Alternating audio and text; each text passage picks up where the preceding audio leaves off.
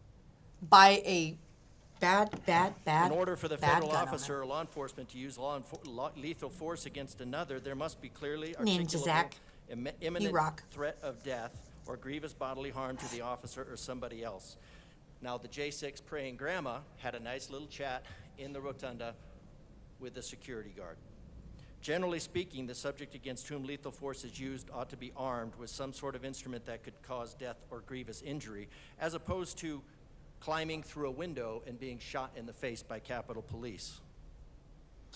Washington, D.C. has the largest law enforcement presence anywhere in the U.S., mostly due to the fact that federal law enforcement agencies has their headquarters located there. Now, one thing that people don't, this resolution, I mean, it's not really a surprise that that President Trump at the time was removed from the chain of command for all of these law enforcement agencies. So they took him out of the chain of command. So let's talk about this real quick. And that you have the videos. I'm probably going to say something real controversial here, but when we heard about everything that was going on January 6th, one of the things that I remember one of the politicians saying is how afraid they were and how they were in their offices cowering in fear because they were afraid that people were going to hurt them, and they were told to hunker down, lock the doors, sit tight, and wait. And that really kind of excited me. I ain't gonna lie. And here's why. Remember in COVID when that's what they told us? Remember when they told us to sit down, shut up, cower in our homes, and hunker down and wait? And one of the things that I want to understand is, and I'm not advocating for violence against anyone. You know, I advocate for responding to violence with violence. But what is so wrong with our government being afraid of the people? Shouldn't they be afraid of the people? Shouldn't they be afraid that, you know, we're disgruntled or we're unhappy? Because that's what they want from us. They want us to do as we're told. But why isn't it okay that the government is afraid of the people? That's exactly what they should be. They should be performing and behaving to make sure that we're pleased. So I was kind of happy to hear about that, because it's like, you know what, maybe you need to be reminded that we are the ones that have the power. Just a thought. That there was insurrection. There was not a single insurrection charge levied. No convictions of insurrection. I mean, until today. Oh yeah, that's exactly Until what they told us, today, Rebecca, when to, our wait for someone else to representatives in save the you. General You know, Assembly here comes the decided to act government, as you judge should and jury bow to down and declare do the what we citizens tell you. that these citizens are guilty of insurrection. So Makes me sick. until the General Assembly of Colorado has dispensed with the judicial system. Representative, you have 47 seconds remaining. Thank you, Madam Speaker.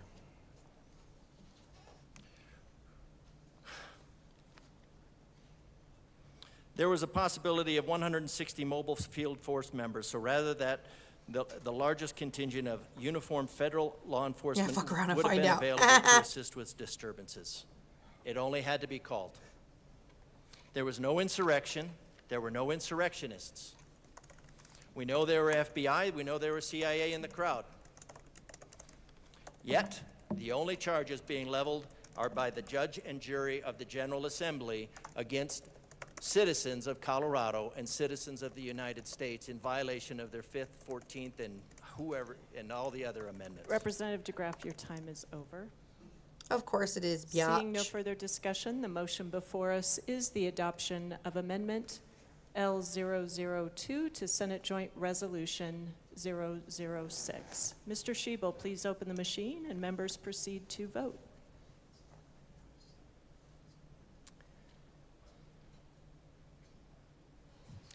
Representative Leader, how do you vote? Absolutely, Rebecca. It does promote weakness and learn helplessness, and you know, it's very similar to Representative Leader, how do you Stockholm vote? syndrome. I think that's one of a lot of the things that Representative Leader votes people no. suffer from Representative here Ricks, in how do you Colorado vote? and the United States as well, is they've become so dedicated to their Representative Ricks captors, they votes forgot no. that they were free people. And they become dependent on the government to, oh, help us, oh, save us. You know, we need things from you. Please feed us. Please, you know, give our 3 hots and a cot, which is such a a defeated mindset.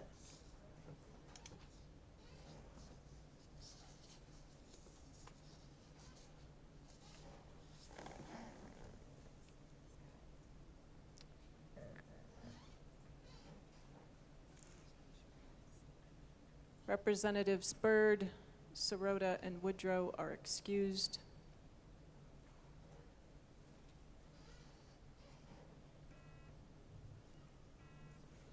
Woohoo! Please close the machine. With 22 aye, 37 no, and 6 excused, Amendment L002 is lost. These punk-ass bitches. Back to the resolution. Representative Bradley, this is your second time to speak, and you have 2 minutes and 34 seconds remaining. Thank you, Madam Speaker. I move Amendment L006 to SJR 006 and ask for it to be displayed. One moment, please. Thank you. It is properly displayed. Please proceed. Thank you, Madam Speaker. Maybe we just keep forcing these amendments so we will get to a point where we stop calling these people insurrectionists, since they were never found You're the guilty best. of Bring it participating in in here. insurrection. I move that they are called participants, and I'm going to finish reading what Mr. Montgomery has sent to us. Hold on, guys. He was there, and he is being labeled as a Coloradan, as an insurrectionist. So, to finish, this violated the rights of the American citizen to be safe and secure in their First Amendment right to protest. Concerning lines 10 through 21 on page 3 of Colorado resolution, we agree that President Trump acted accordingly under the rule of law to remedy the violations of the January 6th citizens' rights in their prosecutions and during the events of that day. Remember that Biden gave preemptive pardons to all January 6th committee members and officers who testified.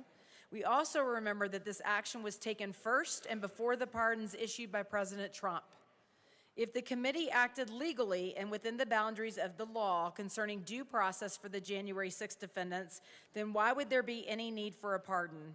To say that they are going to circumvent the rule of law to preemptively protect the committee implies that it was most likely illegal and unconstitutional to begin with. So I just want everyone to remember that. He preemptively pardoned the people on the committee because there was cause for Shout out to Mason. illegalness.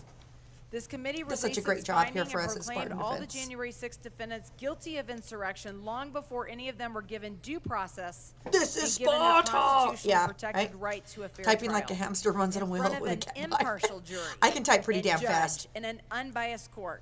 If line 19 of page Oh, 3 I get it claims in, that man. pardons erode I'm the rule of typing, law, then that just stance to should share be the taken live and in all of our applied platforms. universally to all pardons that Joe Biden and his administration just handed out.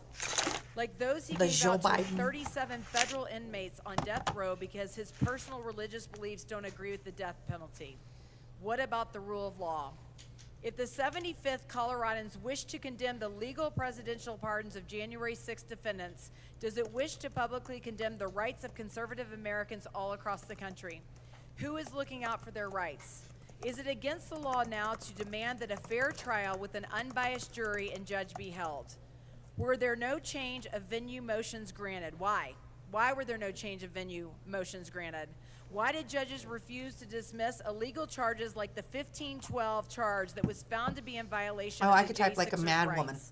Overcharging and illegal charging by the DOJ and its prosecutors in conjunction with the illegal and unjust treatment of January 6ers by the FBI adds more validity to the necessity of pardons for January 6ers. As law enforcement officers, Hold on, guys. FBI It's officers a hot take topic. a pledge Let's see. to uphold and defend the U.S. Constitution. If in the process of persecuting the January 6 defendants, illegal methods were used by the FBI intentionally to help gain convictions, then absolutely the officers who willfully participated in the violations of citizens' rights should be fired and lose their careers. Those same agents and prosecutors for the DOJ had no problems in ruining the lives and careers of American citizens. Representative Bradley, I do want to give you some leeway here, but we are to the amendment and why insurrectionist should be replaced with participant.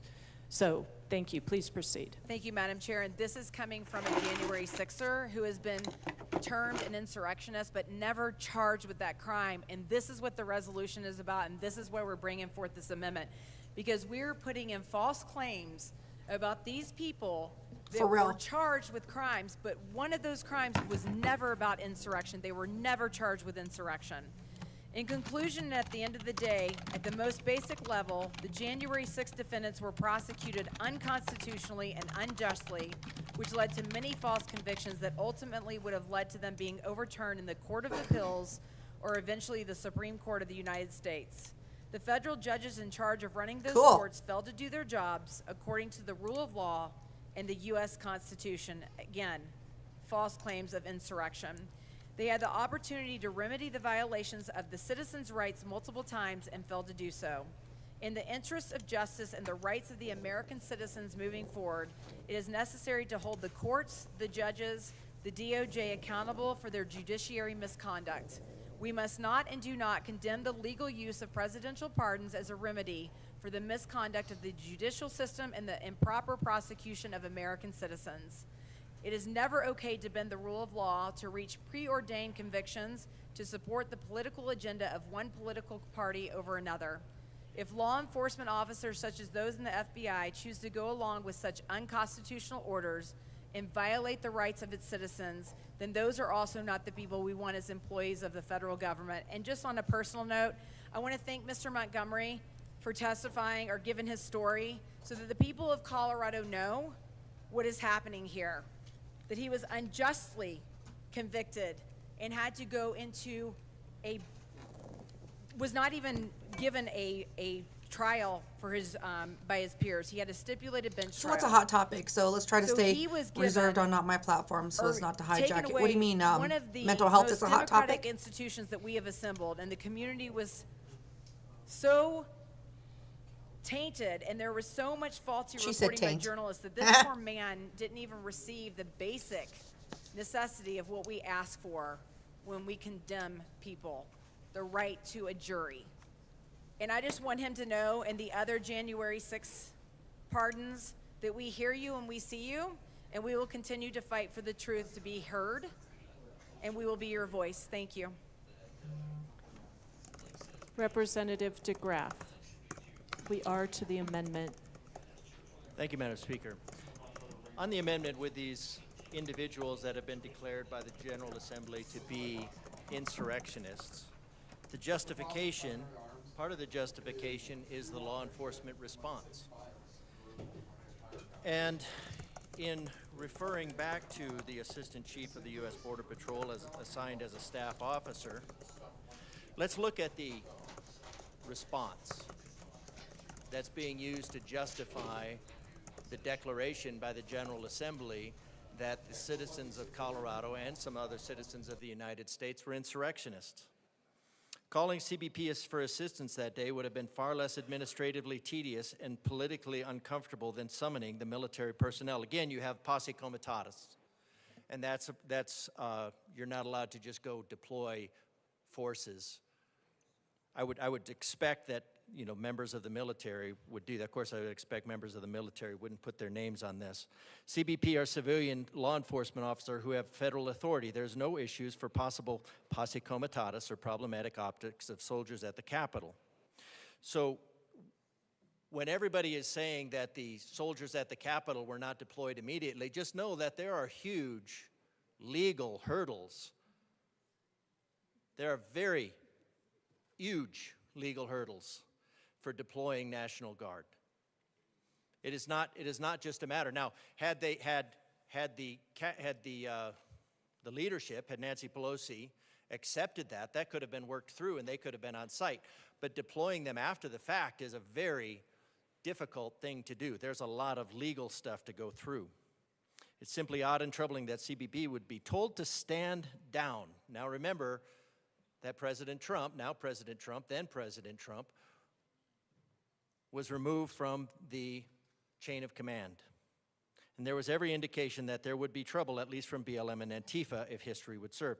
As mentioned before, we were trained to use chemical and impact munitions in crowd control. That training included, most importantly, when and how those munitions could be lawfully employed. In nearly every footage I have seen of the Capitol Police and the DC Metro Police firing munitions into the J6 crowd at the Capitol, few, if any, were employed lawfully against these declared insurrectionists.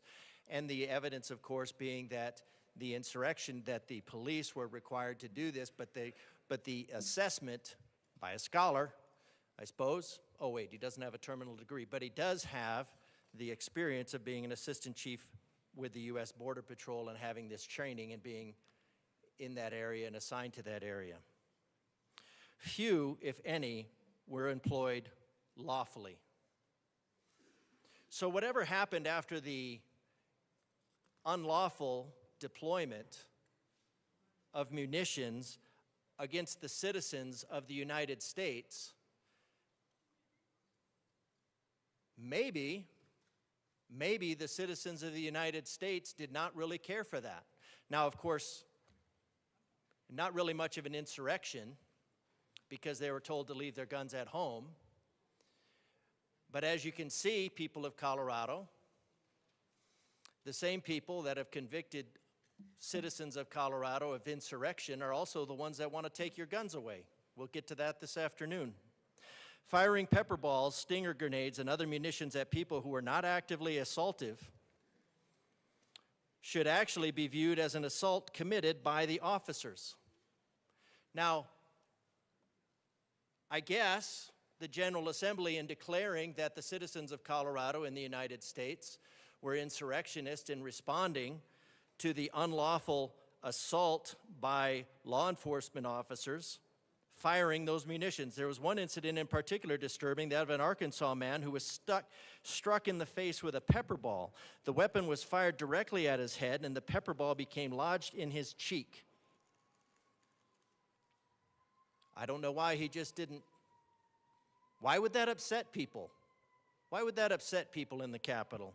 While pepper balls can be used as a direct impact weapon, they are never to be fired at someone's head, and someone to whom they are directly fired must be actively assaultive. This particular man, although near where the skirmish was taking place, was not assaulting anyone and should not have been targeted. The shooting of 5'2", 115-pound Ashley Babbitt was nothing short of despicable. There was no reason to think that she had ever made it through the broken window. She could not have been immediately placed under arrest by the several armed USCP officers waiting for her on the other side of the window. There is no way that she posed any sort of imminent danger to anyone. She was not assaultive, had not threatened anyone, and she was clearly unarmed. Using lethal force against her was what amounted to second-degree murder.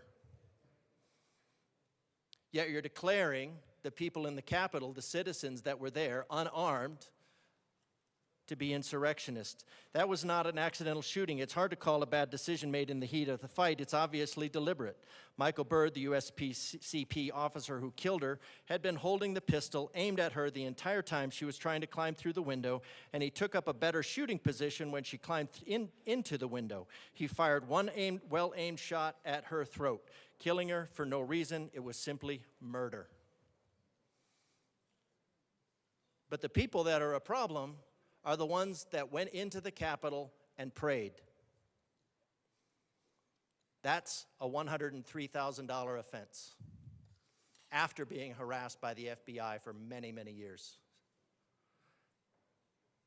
And then stuck on an ankle monitor for 4 months where she couldn't leave her home under house arrest. Not only did the officers who were present at the Capitol on J6 conduct themselves poorly, in several instances using oftentimes massively excessive force, but the lack of additional resources seemed to be deliberate. The addition of a few hundred law enforcement office personnel likely would have produced a different, less violent outcome. But they were told to stand down that day, and not just stand down, but stay home. Hi, Katie. It seems through the desperation of that day was goaded by allowing the USCP to be woefully outnumbered. This fact alone conjures the notion that the violence was facilitated because it needed for a grander, more malicious purpose, like creating a narrative about an insurrection to use against a political opponent. But the people that showed up without guns are the problem. And somehow justify the General Assembly declaring itself judge and jury of the people of Colorado. Look how dangerous they were. This was a threat to our democracy. It's all Trump's fault. Never mind that narrative. So, again, what this bill does, it makes statements of fact that these were insurrectionists, that they were involved in insurrection, but ignoring the fact that there were no charges. There were no convictions. He had 4 years to come up with the evidence to support and justify a conviction, a treasonous conviction of insurrection. But you didn't need 4 years because we have the General Assembly who can make that declaration all by themselves. This is a declaration of guilt. There's no trial. I think it's what we can expect out of this body. 4 years. No convictions for insurrection. The arrogance of using these terms, the inaccuracy of using these terms. I don't know the motivation. I won't speak to it. I think it's unconscionable. Seeing no further discussion, the question before us is the adoption of Amendment L6 to Senate Joint Resolution 006. Mr. Schiebel, please open the machine, and members, please proceed to vote.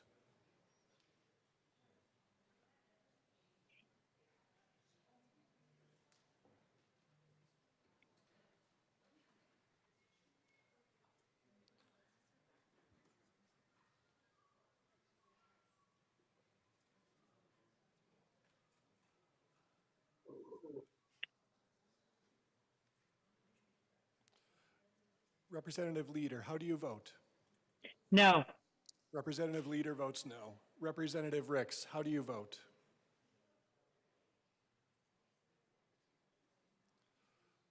Representative Ricks, how do you vote? Representative Ricks is excused.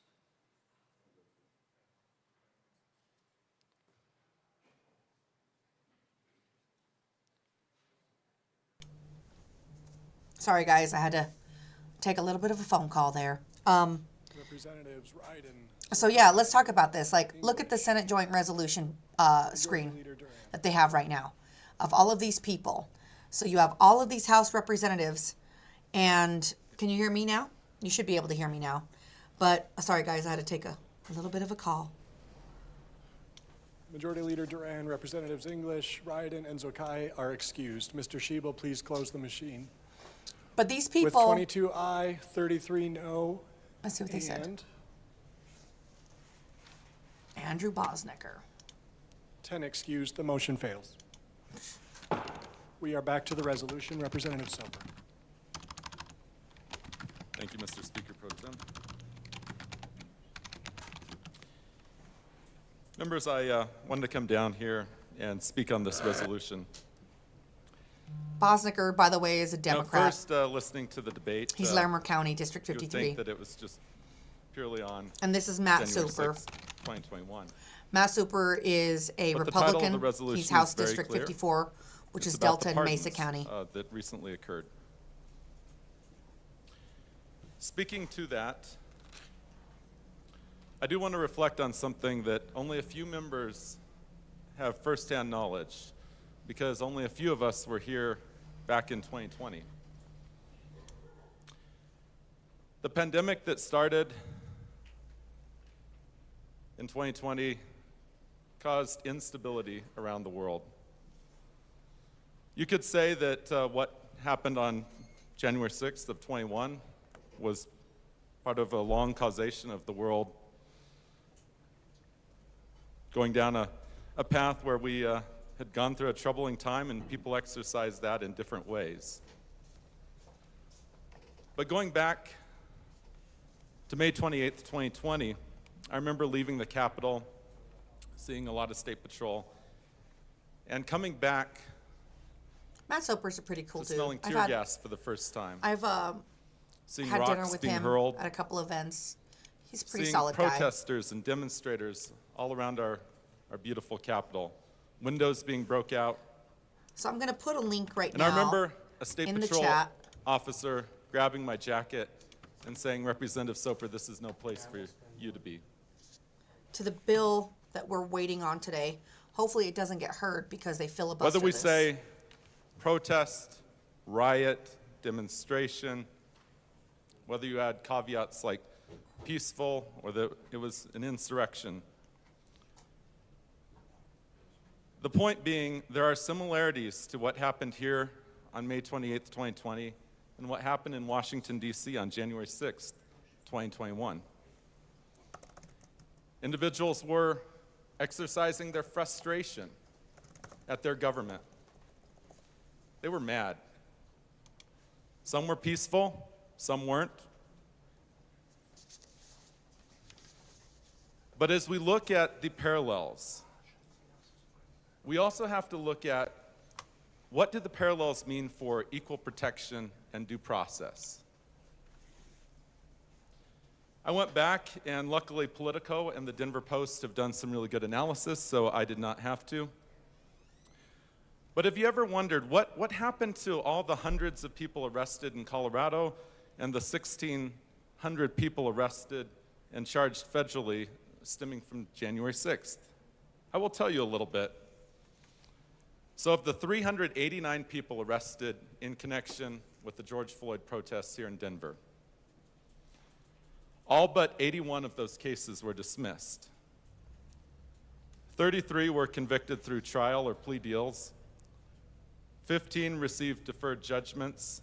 11 cases were eventually then dismissed. And then one person was found not guilty at trial.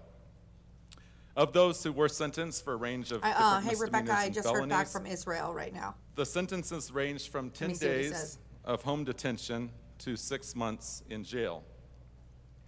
Many of these similar charges of the misdemeanors that range from assault to destruction of public property can also be found in federal equivalents from January 6th. So of the 1,600 people who were charged, 150 right away accepted a plea deal and pled guilty. Of those that were charged and eventually ended up having prison time, the median prison time was 45 days. And of those who received longer sentences, the longest that Politico reported was 63 months or 5.25 years, and that was very So much Rebecca, an I assault reached of a out police to him, officer, as you would expect. I'm going to message That's you in Signal unexcusable. about this here real quick. But what I will say is as we look at was equal protection served, because it was comparable charges, both federally and under state law, between two very similar events.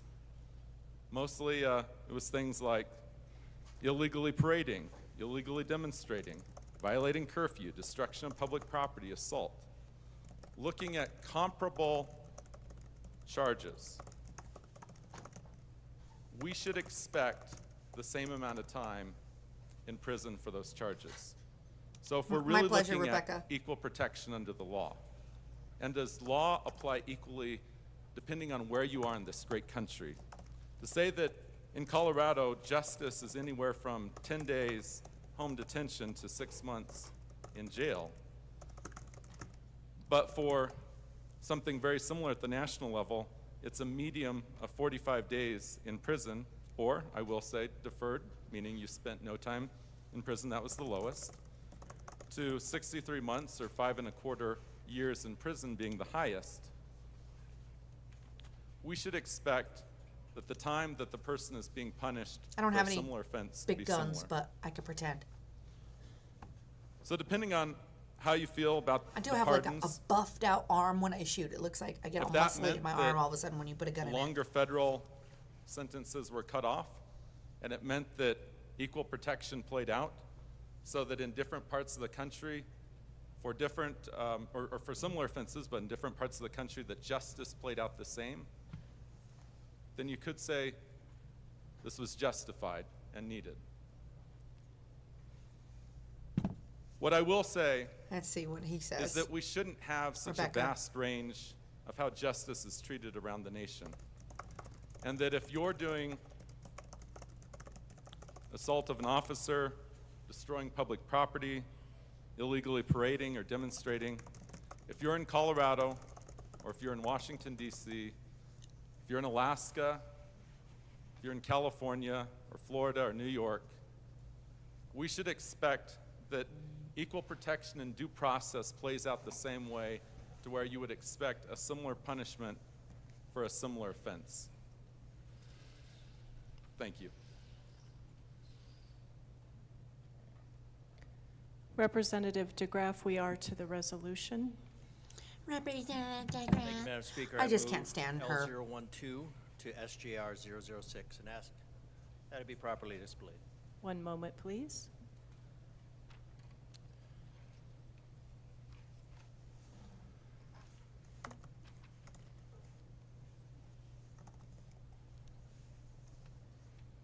It is properly displayed. Please proceed. Thank you, Madam Speaker. All right. Pretty straightforward. Just mixed up a little bit here. Amend engross joint resolution, page 3, line 21, strike and, substitute now therefore. So, and strike for lines everybody out there 22 who's through listening in the 24. chat, are any of these people that are speaking up for you, for the J6 people, your So representatives? now in this fact-free resolution,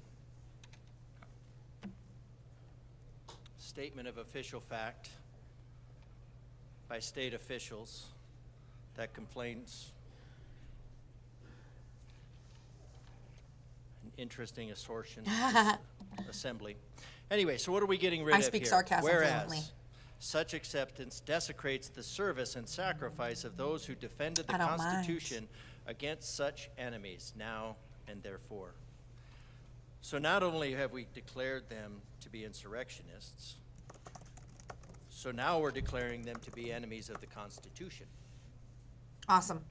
I'm going to take a little break. I got to go to the restroom and stuff, and Teddy's going to come over and join. And I need to get some food So in my we've declared them belly.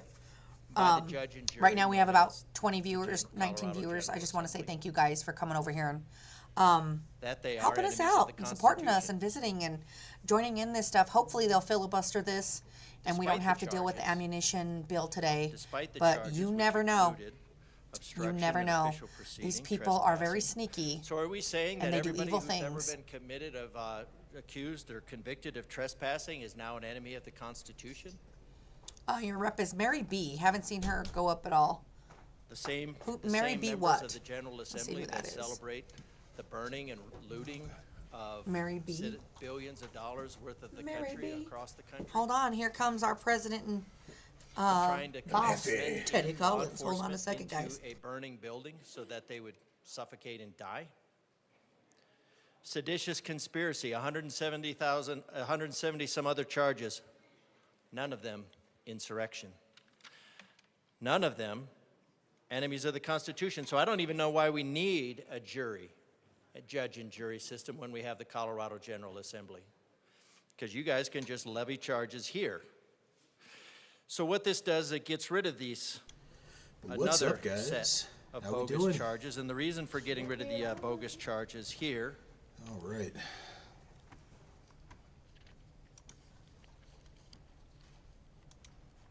There we go. hooking up treason, levying war against the Constitution, or adhering to the enemies, giving them aid and comfort. What would the fee be? I looked it up. What would the fine be? $10,000 or 5 years. Pretty serious charge. $10,000 or 5 years. Now, fortunately, President Trump intervened I can't see my chat. Let's see here. and released these individuals from solitary confinement, where they were asked to sign a non-disclosure agreement in order as One part sec, of their guys, as I get pardon, and even online were here. held after their pardon. They're unlawfully held after they were pardoned. Political prisoners of a former regime. $10,000 in 5 years for treason. $103,000 for a misdemeanor. So for the lawyerly among you, is that an equitable charge? Is that equity? Is that equity? Is that equity? Gotta love it. Troll away, brother. Political prisoners held, solitary confinement, no charges. Certainly no charges of insurrection. Get to the channel. Political prisoners held for obstruction of an official proceeding, some reason my chat held has for disappeared. years on end for obstruction of an official proceeding. Certainly no charges of insurrection. guys. A 2-hour delay. Now, How are we doing today? we had an official Taking over proceeding for a couple Alicia? years ago. Political Just for a little bit here. prisoners held for obstruction in the balcony, So created short a hours, large my stream held has ruckus for disappeared. years on end, and we were all evacuated. All right. Obstruction of an official proceeding. Certainly not no charges everybody- of not insurrection. everybody's gonna remember, 2-hour but we were all delay. Evacuated. Now, How I we even doing have a today? lanyard. I forgot what the lanyard was Taking for. over for Political Alicia? people. We had colored lanyards. For a little bit Prisoners here. held for obstruction in the balcony. Identified, held, ruckus for years on end, and we were all evacuated. So we were evacuated from this building, from this room, Of course, Rebecca, we're happy to organize this. We're going to keep doing for this stuff interrupting and an making official sure we proceeding. get the word out to all of you guys about what's going on Does here in anybody Colorado, remember what all happened to the craziness individuals? that we've been Anybody? seeing? Anyone? So it looks like Anyone? we're still debating here. In the back? I know there's supposed to be a lot of amendments to this bill Almost today. the back. Do you remember what happened to the individuals?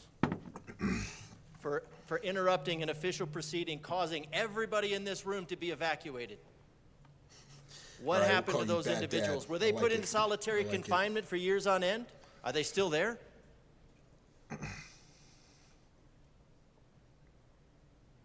I mean, those are serious offenses, right?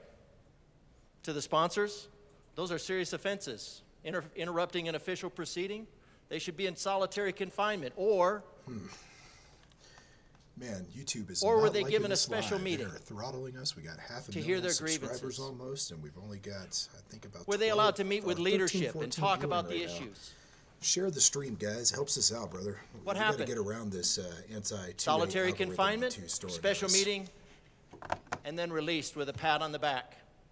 I guess it depends on the ideology that you espouse and the reason that you interrupt an official proceeding.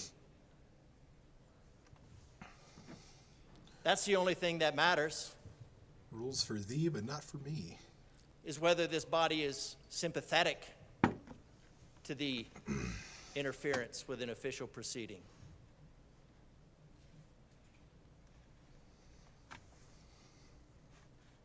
Apologies given. Sergeant of Arms reprimanded for rough handling Rough handling.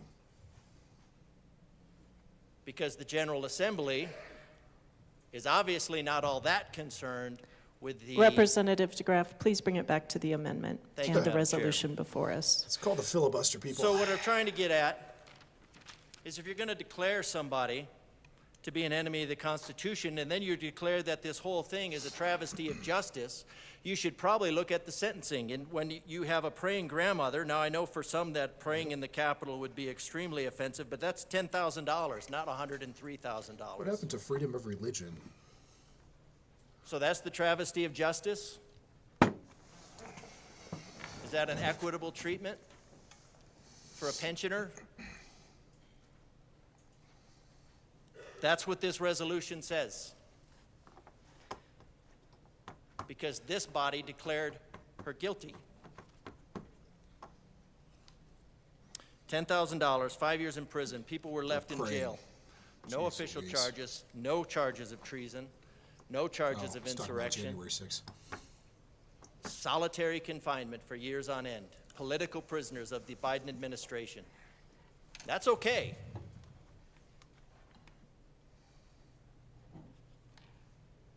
I'm looking forward to actually finding out some facts, the truth about this, because it's very telling that the people that ran the kangaroo operation of the J6 hearings had to be given a preemptive pardon. This is They were true. given a Biden pardoned them preemptive all. pardon. Back to the amendment. Back to the amendment. Thank you, Madam Speaker. So getting rid of such acceptance desecrates the service and sacrifice of those who have defended the Constitution. And we know the service and sacrifice that you're celebrating here were some individuals that were just found I in hope they fraud, filibuster perjuring themselves. every single bill that the Democrats bring. That But would you've just slow declared the cogs down to people April, and we guilty can of kill all these unconstitutional bills really that they worse want to than pass. treason. It's going to force them to Representative DeGraffio, prioritize 45 what bills they seconds want to left. actually Thank see you, Madam passed. Speaker. Maybe we should all start showing up to Seeing hear no every further hearing that they discussion, the have and motion just before us is the adoption of filibustering as a amendment citizen filibuster and testimony every L012 single to bill that they Senate try to Joint pass. Resolution 6. Mr. Schiebel, please open the machine and members proceed to vote. Yeah, it's been extremely harsh for us. Bad dad. Representative It's all Leader, dad. how do you vote? It's been really harsh. Our No. content's really been falling off, and we've been putting out some Representative really good Leader content. votes So, you know, no. guys, Representative sharing these, Ricks, posting how do you these on your vote? socials, it helps us get around that algorithm, helps us Representative get views, helps Ricks people know what we're votes doing, no. and helps us keep doing what we're doing. Liking, commenting, things like that also help with the algorithm. So please add comments. Please help share this. It really does help our channel out. It really helps us disseminate this information and helps us get people into the fight.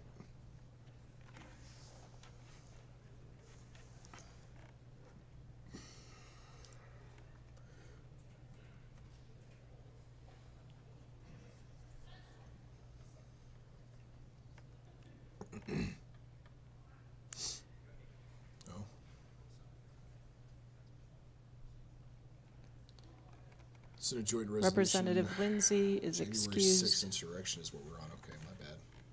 Yeah, just Jesse, insurrection. That is. Please close the machine.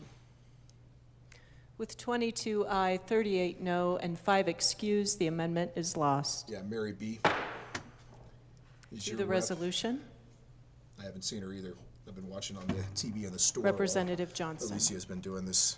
live Representative for you guys. Johnson, just confirm, get my totals up here. Alicia wants to smash a burrito. This is your first time to speak. You have 10 minutes. Thank you, Madam Speaker. Today, I just want to recognize that while we're doing this, we are representing all Guys, of our so constituents, guys, those of you all tuning in the just state. now, we are We waiting for the are ammo bill to come representing up. we We're the on some other people, bills which is right what now. our We're state, still our nation was founded on, a government by, talking for, about and with J6 the insurrection people. still. And we need to make sure as we're Why doing they any need to be doing this in legislation the Capitol, wasting time and resolution, taxpayer that we are dollars not is doing beyond this me. But because you know we what? ran on R Let or them D. do it. We That's just ran more for the time for people. We need to make 003 sure we to are not die in infringing appropriations any of and their die First through Amendment time right. calendars. We are making sure that we are abiding by the Constitution, and we are here for that voice and that voice only. We need to make sure that we are doing what we were voted here to do, and we swore on January 8th, 45 days ago, that we would abide by the Constitution, which means we represent all of the people. Let us keep that in mind as we're doing that, and remember that as we're doing this, we have constituents. Regardless of your district, there are constituents on both sides. We need to honor that fact that they are Coloradans and make sure that we are keeping their voice respected and upheld in everything we do. I urge a no vote on this resolution. Representative Kelty. Hold on one sec. And Representative Kelty. Thank you. Let me just get my list up. You have 7:38 remaining. This is your second time to speak. Thank you, Madam Speaker. And I think my colleague and I are on the same page. This resolution is basically saying that the entire state of Colorado feels this way, and that is not true. It's a condemning act for the entire state, and that's wrong. They don't all agree with this. We have to remember that we are representing the entire state of Colorado with this resolution. And to take away their voices, that takes away their First Amendment right, and that's wrong. The entire state does not feel this way. We have many voices, and you are ignoring and wrongfully speaking Why for are the them. Democrats so intent You do not have that on right. censoring people's voice? No one in this room is judge and jury to condemn people who have been legally pardoned. Whether you like it or not, it was a legal pardon, and that's just the fact. And I've heard At the over end and of over the day, today, the and president's I'll power cut to this pardon short. is But if you without truly, limit on the federal I mean, side. if you truly want us to Cannot get pardon along here future in crimes, this but room he can and work pardon together, because anything we that still can be have a couple perceived months as a left, past crime or a crime and you that want was us to work committed. together as on a team. We don't always have to agree, but we do have to get along. And something like this is not meant to actually, it is meant to just cause disruption and division. Agreed. And that A is voice not of what reason. a team does. Whether you like each other or not, it doesn't matter. But we have one thing we have to do, and that's work for the people in Colorado. All of them, not just part of them. You wouldn't do something like this if you meant to cause division. And I really detest the fact that any type of Representative division. Kelty, be Oh. careful not to accuse folks of motives or intention. Thank you. What bullshit. Thank you. Yeah. I ask you, Partisan parliamentarian. in the spirit Speaker of the of House there. working together, in the spirit of non-division, of actually trying to bring us together so we can do good things, I ask you to pull this resolution. I really do. This does nothing but disrupt and cause problems and cause a lot of heartache and heart pain Appreciate for everybody in here. Utah Dad. We've now We'll see divided you the here room. soon, brother. I'm not proud of that, and I can't imagine Hopefully that we'll you get to would the matter be at either. hand here soon, but We the need more to we work delay it, the together. better. We were in the military. We understand one team, one fight. This is not how we get the fight done. We have to fight together, not apart and not divided. So I ask you to please, for the sake of Colorado, for the sake of this room, for the sake of everyone who's going to work together for the next couple months this year and 4 months again next year, that you pull it in the spirit of actually wanting to work together and not to cause division. Monday.com, the opposite of any work platform. We were elected to work for the people of Colorado, all of them. And I really would hope that we could do that together. We are stronger together. Thank you. And I hopefully you vote this down. And hopefully you pull it. Please. Representative Caldwell. For the people of Colorado, all of them. And I Representative Caldwell, you do have a full 10 minutes. Thank you. Thank you, Madam Speaker. It's not been too busy today. Thank you. So yes, speaking to this resolution, kind of the last thing I'm going to say on this is just I see a lot of issues with it, and again, just starting at the very beginning there, I really wish we would have passed that amendment to clarify and give full context to the words that President Donald Trump said that day. But we've already spoke about that a lot, so I won't go back there. But I would have liked to see that mentioned.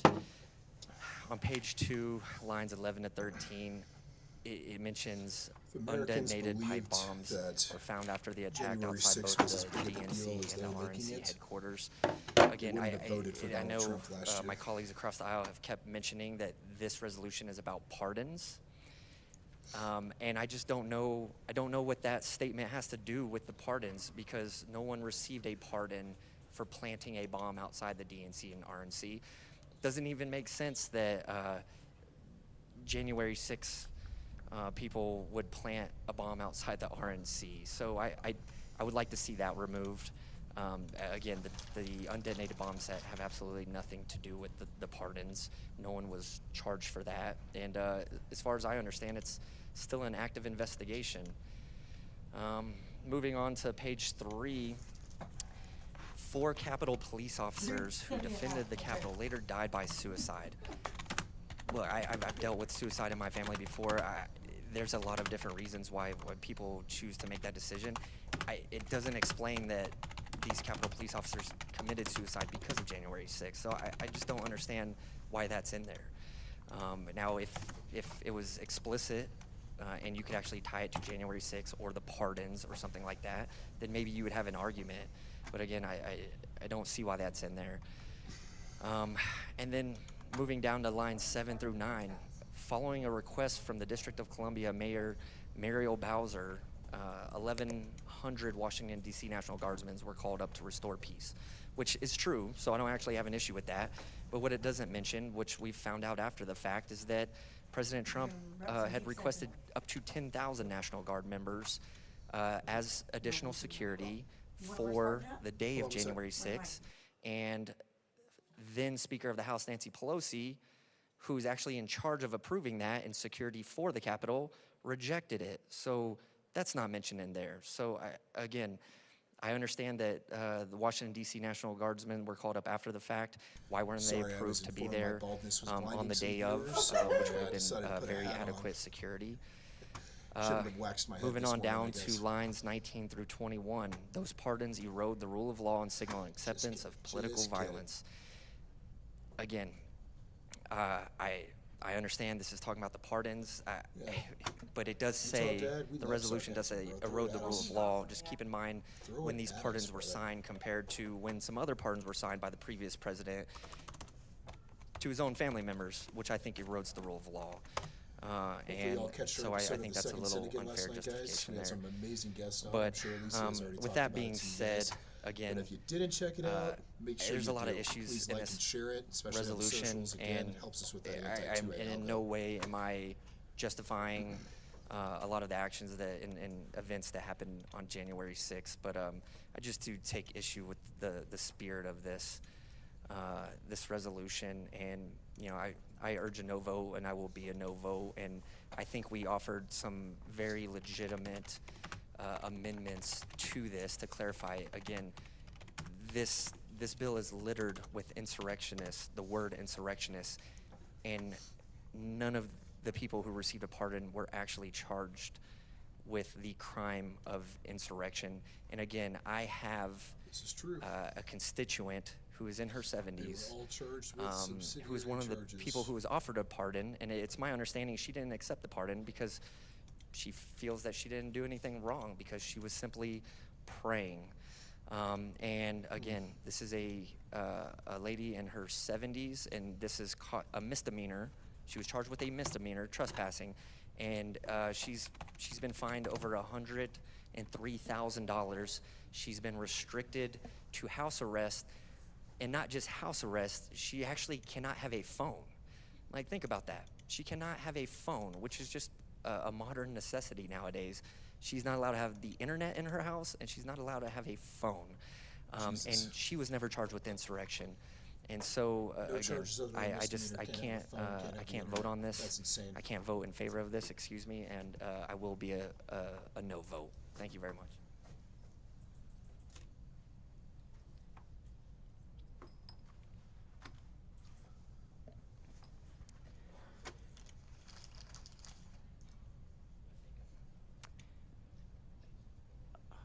Representative, let me confirm time on the clock. We will stand in a 20-second recess.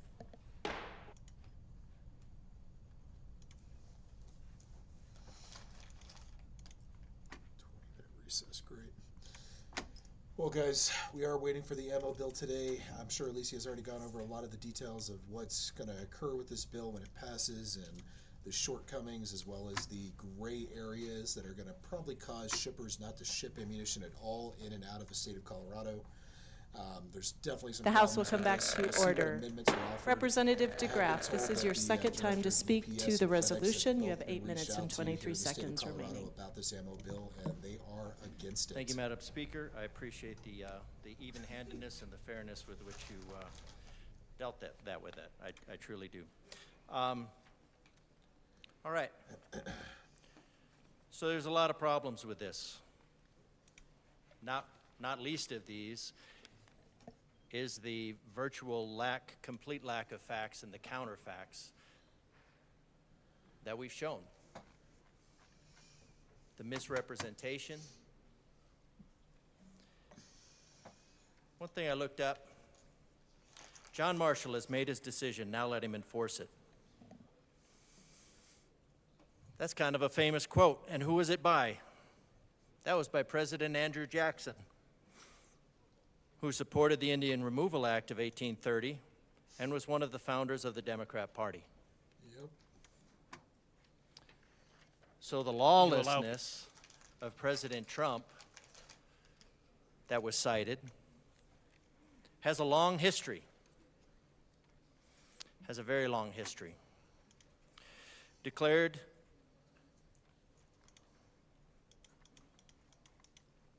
this gibberish has declared citizens as insurrectionists based on unattributable scholars, despite counterfacts by actual scholars. There's specific mentions of the gallows and pipe bombs, which directly point to the outgoing regime. Yet they're used to justify the General Assembly acting in terms of judge and jury and declaring people insurrectionists. Now, what were they there for? They were there because there were a lot of irregularities in the election system. Now, it's called the gold standard, but repetition of absurd doesn't create truth. The gold standard is anything but.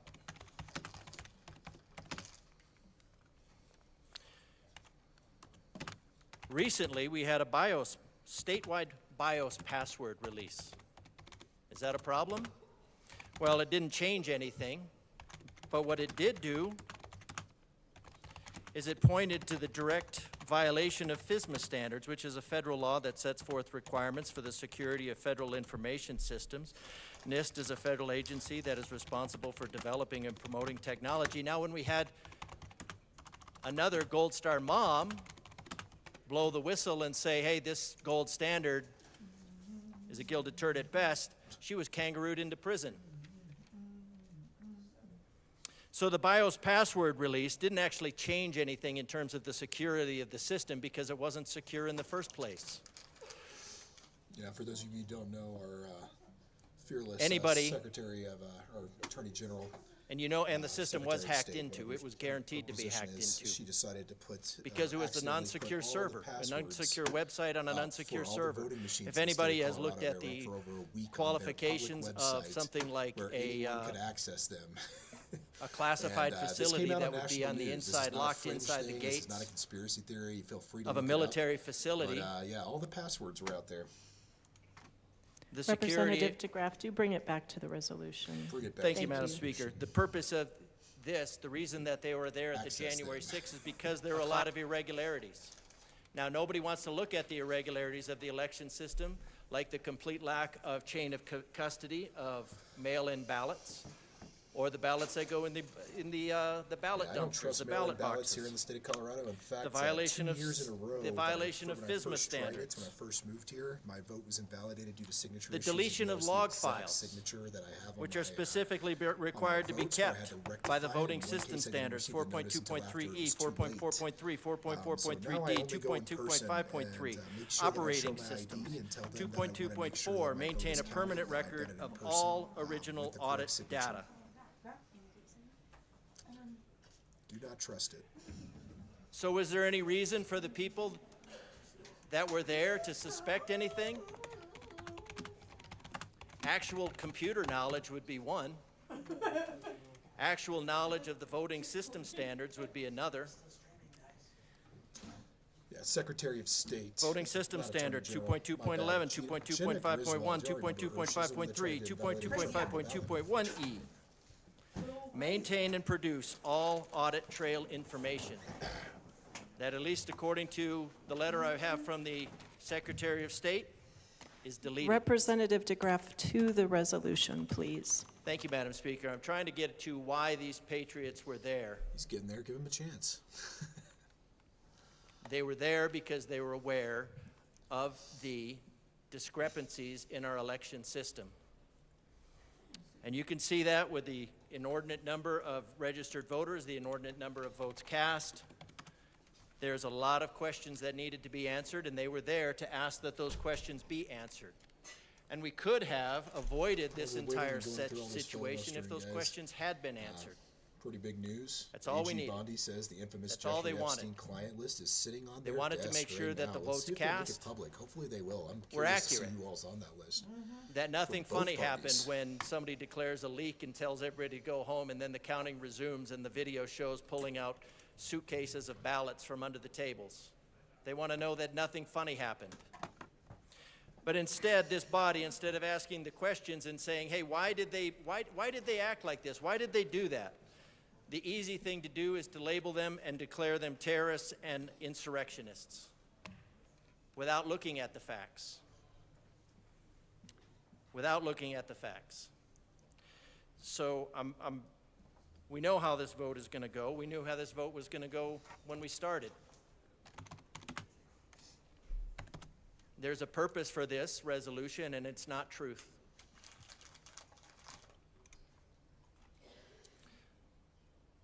So I'm disappointed. I'm disappointed that we have military members that would turn their guns on the citizens of Colorado.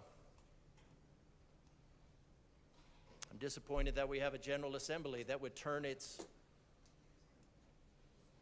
legislative might against the citizens of Colorado without ever asking. Without ever asking what their grievances were. When they asked for the petition of grievance, they were shut down. Pass it back off to Alicia here, guys. They and were she'll shot at, continue on. pepper balls lodged in their face, locked up indefinitely. And they'd still be there. They would still be there if you had your way.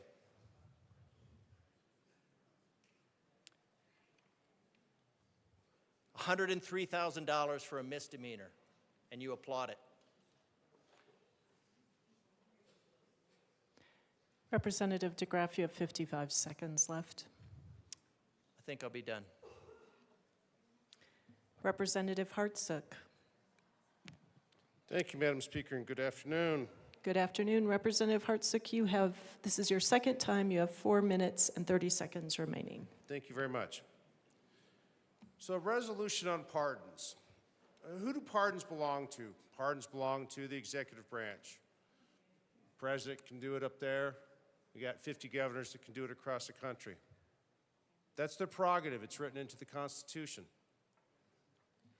Whether you agree or disagree with a pardon, at a certain point, it's not our job to overrule it. That's what the president and the governors get to decide. They look at things, they have a team that they can put together, and they decide who they want to pardon and what for. It would seem, based on this resolution, that because some people don't like what happened, they want to object and condemn it.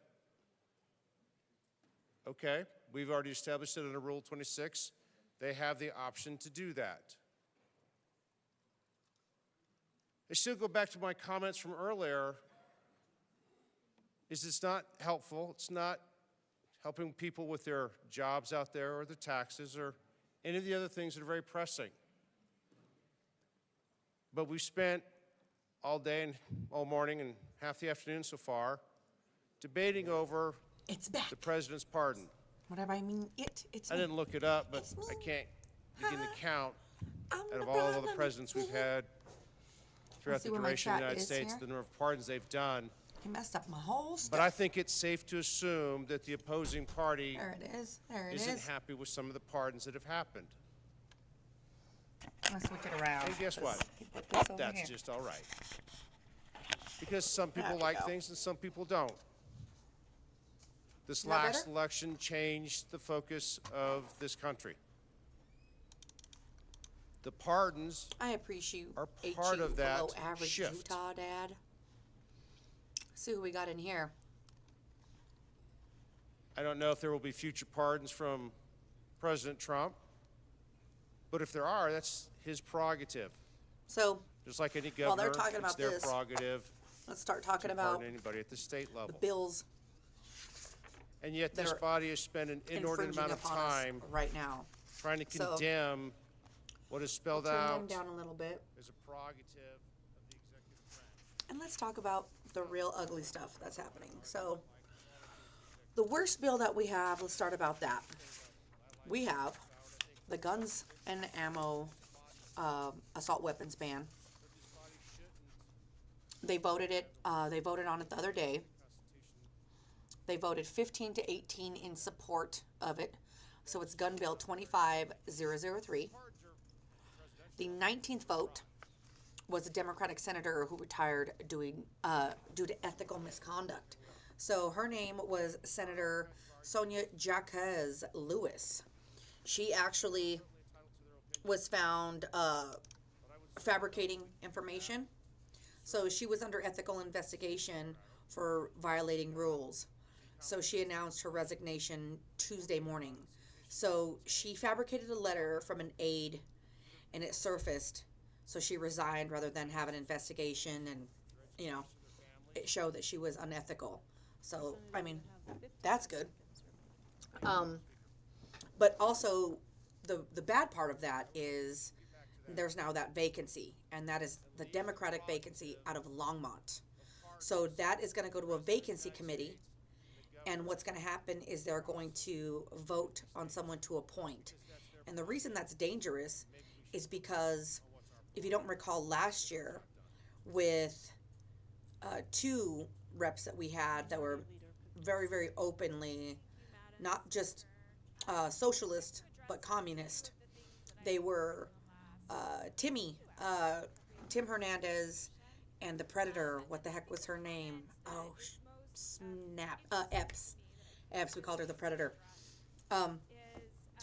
They are the 2 that initiated the assault weapons ban bill last year.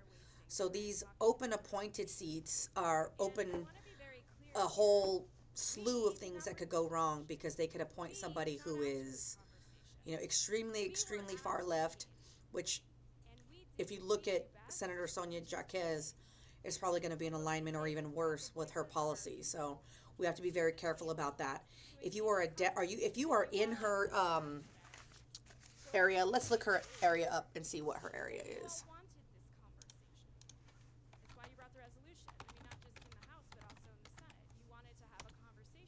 Let's see what she did.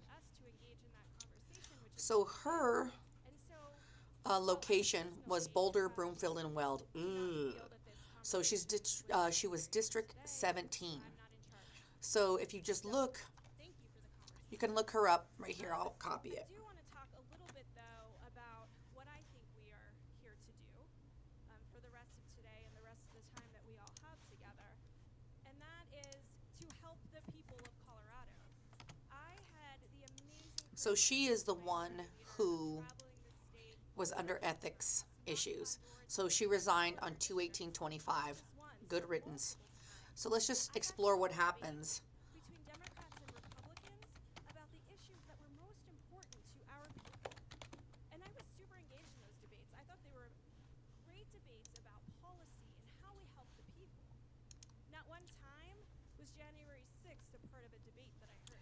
So Not one time did I not... she said she'll be working with an unnamed regional nonprofit that helps develop women and LGBTQ leaders with an international lens, whatever that means. Because it costs them $15 to make an omelet in Colorado right now. Because they can't feed... She was also a member of the LGBTQ caucus and resigned from the Democratic Latino caucus. She was the only pharmacist serving in the legislature. Ah, big pharma money. So I used to work in a pharmacy for a while. I worked in a radioactive compounding pharmacy. And that was one of the things that was very important to me in changing my views on how I voted and how I believed, you know, things in politics. So let me move this camera over here. I can't stand looking at it. So I'm all bass backwards. Early last night at 7 o'clock because I had to drive in a snowstorm and it took me 3 hours to get home. Let's move some things around here. I was able to see my kids who were already in bed, but I got to kiss them goodnight. And my kids always ask me one question. There we go. At the end of the day, assuming I can see them because I get home early enough. That's The one better. question they ask is, "Mommy, who did you?" Let me fix this here, guys. And I'll be honest with you, I am Hold on a second. when I go home at 2 a.m. or whatever time it is we finish today, to tell them what I did today. There we go. Because There we go. nothing we did today is going to Let's make fix this here. go down, help our seniors stay on their fixed incomes and live in Colorado, help the people who have Let me help access this real to quick. come here to actually make their lives better. Nothing we have done in the hours that we have spent here, which again is not wasted time because you all asked for the conversation. You're in the majority. Not one of the things that we have done thus far today, other than raising up the voices of the people representative from Douglas County, the good representative from El Paso County brought forward and said, hey, they want to have this conversation and we want to make sure your voices are heard. But, and I appreciate that, and I'm glad that we were able to do that for those people. But we didn't actually help any of the people that I door knocked. We didn't actually help any of the children in Colorado, and so I'm struggling when I go home tonight or tomorrow morning to talk about what it is I did today.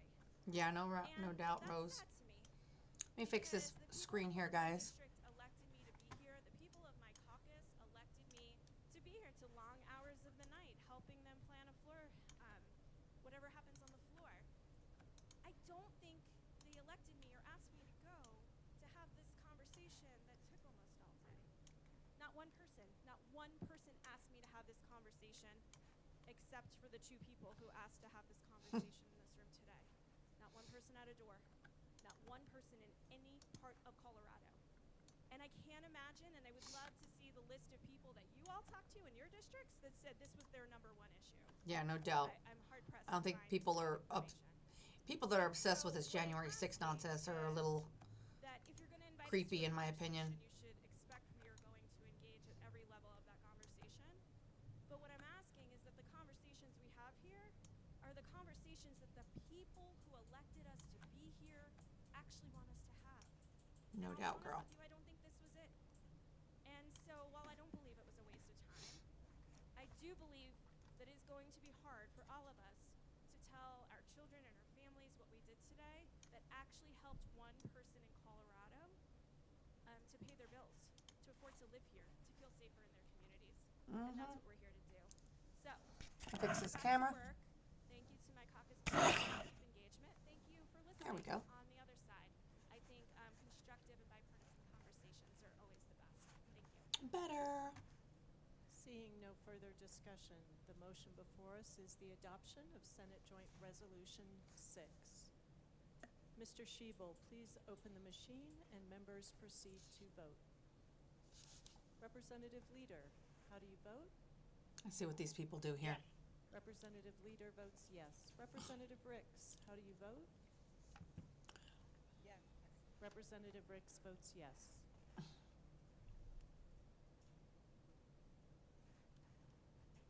It's ridiculous. Mr. Schiebel, Representative Zokai is here. This is ridiculous. Please close the machine. With 41 aye, 23 no, and 1 excuse, Senate Joint Resolution 006 is adopted. That is horrific, you guys. Co-sponsors. Dang.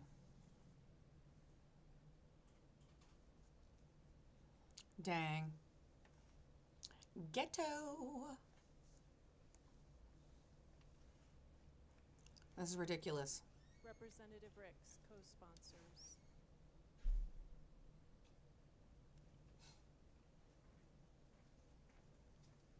I don't understand. Please.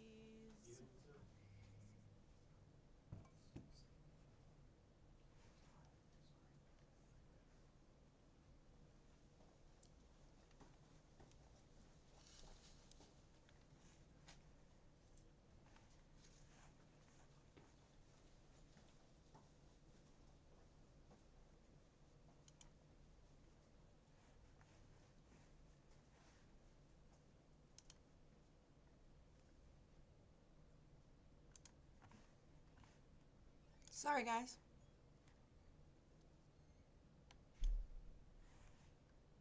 Please close the machine.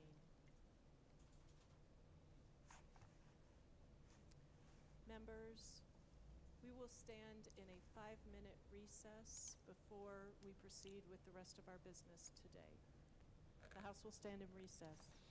These suckers. So let's talk about the bill that we're waiting for here. And I'll turn the music that they play down because it's horrific. So the bill that we're waiting on to be debated today is Senate Bill, or excuse me, is House Bill. Let me get my paperwork going here. boy. It is House Bill 251133. It is concerning the requirements for the retail sale of ammunition for firearms and in connection therewith, establishing requirements for the delivery of ammunition sold in retail. So there's a lot of things that are very wrong about this bill, and let's get into it. So the way they define ammunition includes primers, casings, the powder charge, etc. So even though it's not a fully formed cartridge, they're still deeming it ammunition. So if you are a person that makes your own ammo, you press your own ammo, you do all those things, even ordering the primer, the casings, any of that stuff. What if you just buy, spent brass, if you're one of those people that do that to press all your own stuff, that would still be defined as ammunition, which is pretty stupid.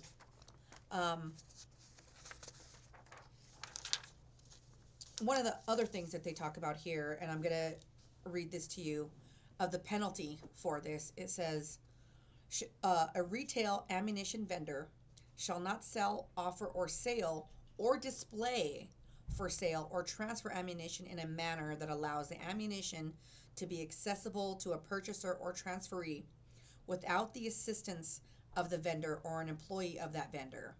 Ammunition displayed is in an enclosed display case behind a counter or other customer access prevention device is not considered accessible for the purposes of this subsection.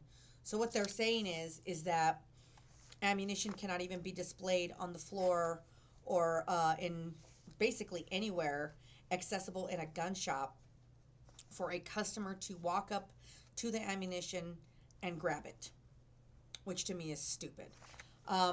So just think about, I don't know what other gun shops go through because I don't work in other gun shops, but I certainly am here at Spartan Defense.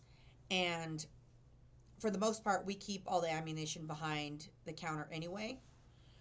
But other gun shops, like if you walk into the store, immediately to your right here, we have stacks of ammunition because you can buy ammunition in bulk. And where are we supposed to store that? So it's going to require employees to only have access to that and to be able to give that to people and ID them to make sure that they're over 21 in order to purchase ammunition. So that is the next part of the bill. They are saying that you have to be 21 years of age or older to purchase the ammunition, or an employee of the vendor shall verify that the purchaser is at least 21 years of age by requiring the purchaser to produce a valid government-issued photo ID. So, in the state of Colorado, it is not legal. It used to be for an 18-year-old to purchase a long gun. You still had to be 21 to purchase a handgun. However, it is not illegal in Colorado to be 18 years old to possess a firearm.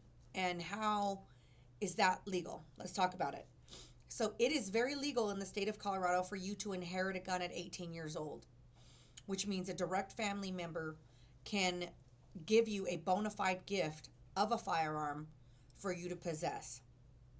We want to keep that law sacred because now with a 3-day waiting period that is essentially in effect,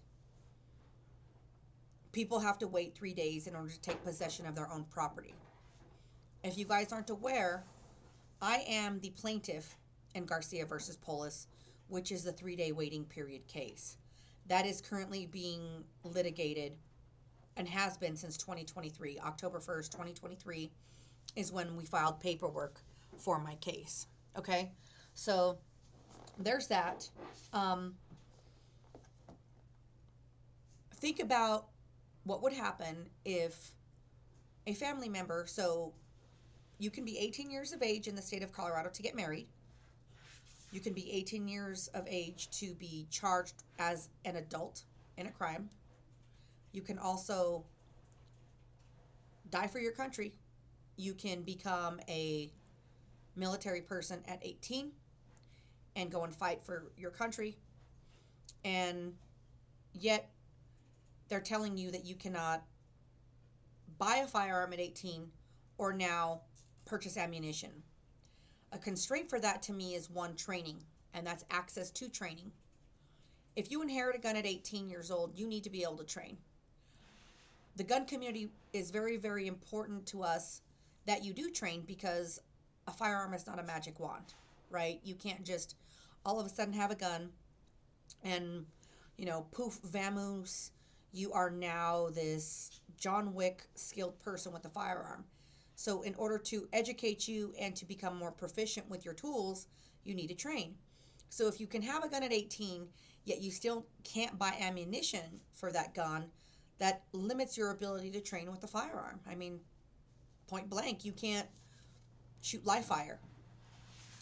So I don't know how this is going to work out, and I'm actually going to make note upon this, is how they're going to view someone who is over 21 providing ammunition to someone who's 18. I don't know if they'd be able to say that that's a straw purchase, or if you're contributing in some way to something negative, which we don't want. So let me make a little note here. Like, what happens if you buy ammunition for someone who is 18? Let's make that.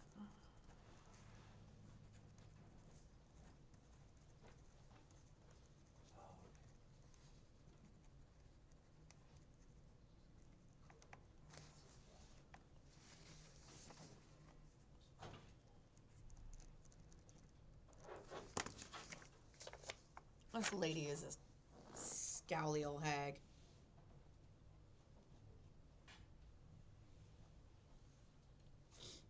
You deserve to be booed. You deserve to be booed, McCluskey. So just so you know, when you're in the building right there, like say you're up in the balcony, you're not supposed to make sounds or have any interference. You could be ejected and, given a citation depending on what you say. Uh-oh.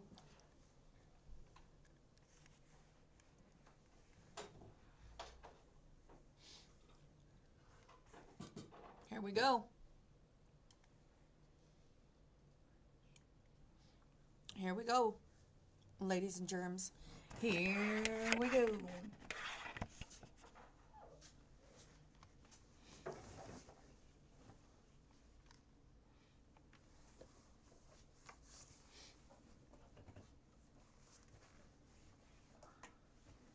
Speaking of chairs, I gotta fix my chair. I'm puny. There we go. There we go. So back to this bill.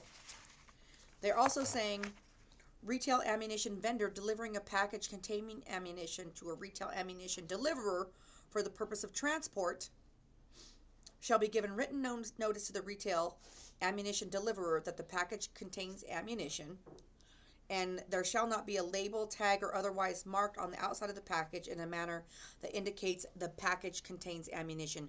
Well, this is very troublesome. And the reason this is troublesome is because you need to be able to know what's in that package for federal law. And what that would do is it would make the deliverer people, such as like UPS, FedEx, whomever, liable if something were to happen. So federal law states right now, and let's read what they tell us. So federal law for the delivery of ammunition. So right now, federal law regulates the delivery of ammunition in several ways, including age restrictions, shipping requirements, all that stuff. So shipping requirements is they have to be labeled a certain way.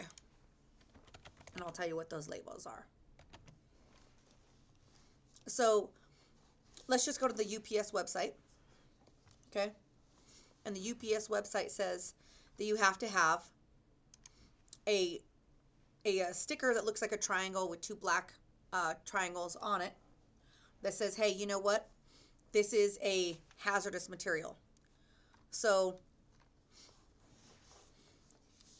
and that is cartridge of small arms as defined in 49 CFR 17359 allows allowable ammunition shipments are accepted on a contractual basis, that they need to be labeled as hazardous material. Let's see. Yeah, so UPS guide for shipping ground and air hazardous materials. So the black and white limited quantity marking, it must be securely affixed to the package as a square on point or diamond is shown. So if this can't be put on there, now it's in violation of federal law.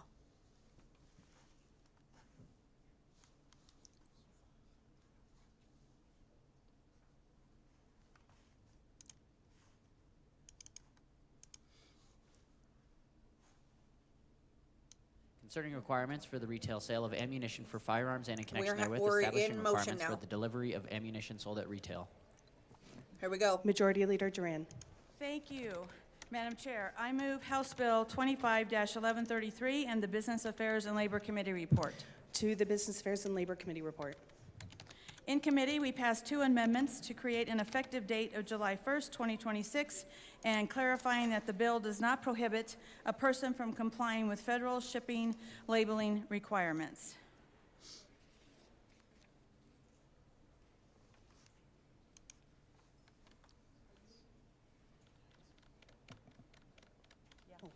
Sorry, I thought there was a hand. Okay. All right. Is there any further discussion on the committee report? All right. Seeing none, the question before us is the adoption of the Business Affairs and Labor Committee report. All of those in favor say aye. Aye. Thank you. Thank you. All right. All those opposed, no. I'm going to post a link again. All right. The committee this bill. report passes. To the bill. Majority Leader Duran. Thank you, Madam Chair. I'd like to move Amendment L005 and ask that it be properly displayed. Amendment L005 has been properly moved.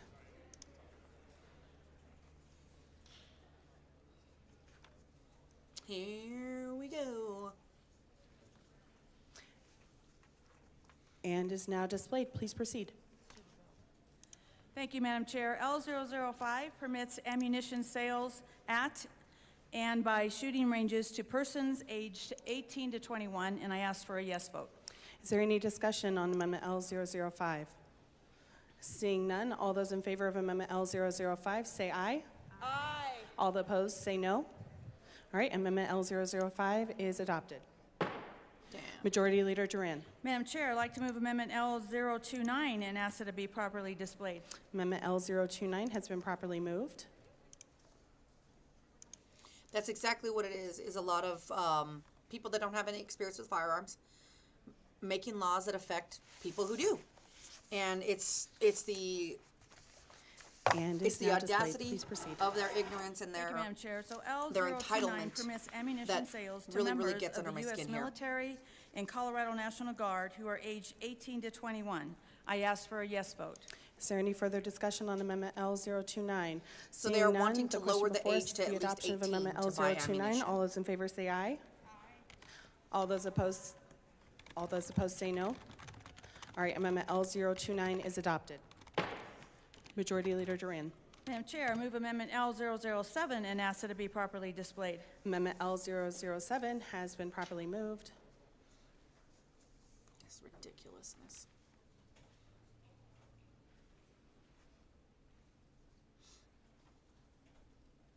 And is now displayed. Please proceed. Thank you, Madam Chair. So L007 permits ammunition sales to persons aged 18 to 21 who have certain hunter qualifications, and I ask for a yes vote. Is there any further discussion on Amendment L007? So they are wanting Seeing to none, the question implement before us is the that adoption of you are Amendment going to be required to take L007. All those in favor hunter say aye. safety now. Aye. All those opposed, no. Amendment L007 passes. Majority Leader Duran. Madam Chair, I move Amendment L008 and ask that it be properly displayed. Amendment L008 has been properly moved.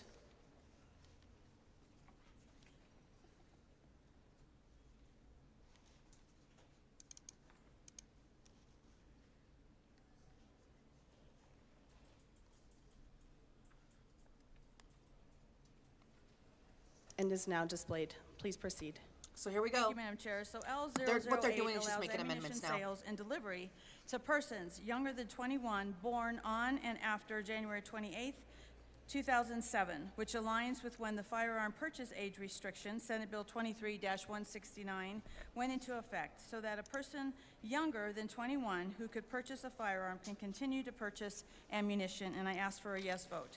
Is there any further discussion on Amendment L008? Seeing none, the question before us is the adoption of Amendment L008. All those in favor say aye. Aye. All those opposed say no. Amendment L008 is adopted. So what you're seeing is Lindsay Gilchrist, she's representative, Leader, and I'm Representative sorry? Monica Duran, who are to the bill. bill Representative sponsors in the Gilchrist. House, Thank you, Madam Chair. speaking right now. Thank you, Majority Leader Duran. It's a true honor to present this bill with you today. Sadly, in the wrong hands, a single round of ammunition can take a life.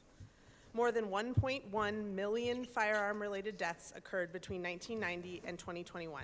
And they're including Bullets are now suicides the in that leading cause of stat. death of youth in this country. It is not the leading cause of In death fact, in youth in this country. 18 to Abortion is, 20-year-olds but commit let's not gun go there. homicides at over triple the rate of adults 21 years and older.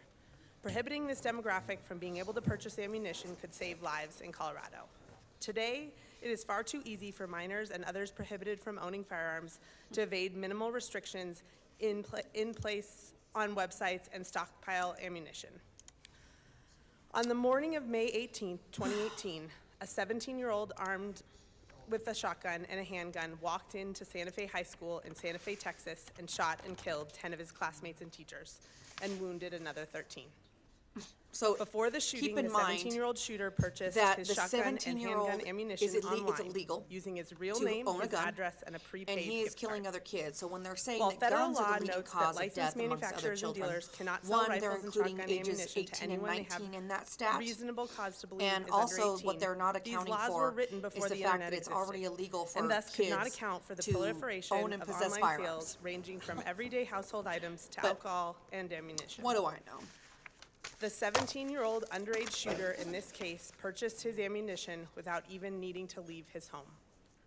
We know that when states pass common sense gun violence prevention laws, lives are saved. So I just This posted bill who is one this of those broad common is. Her sense name is solutions. Lindsay Gilchrist. During our hearing, we heard from many passionate She advocates. is District 8. Several She is students a from Denver East High School, where I Democrat attended high school as well, representative.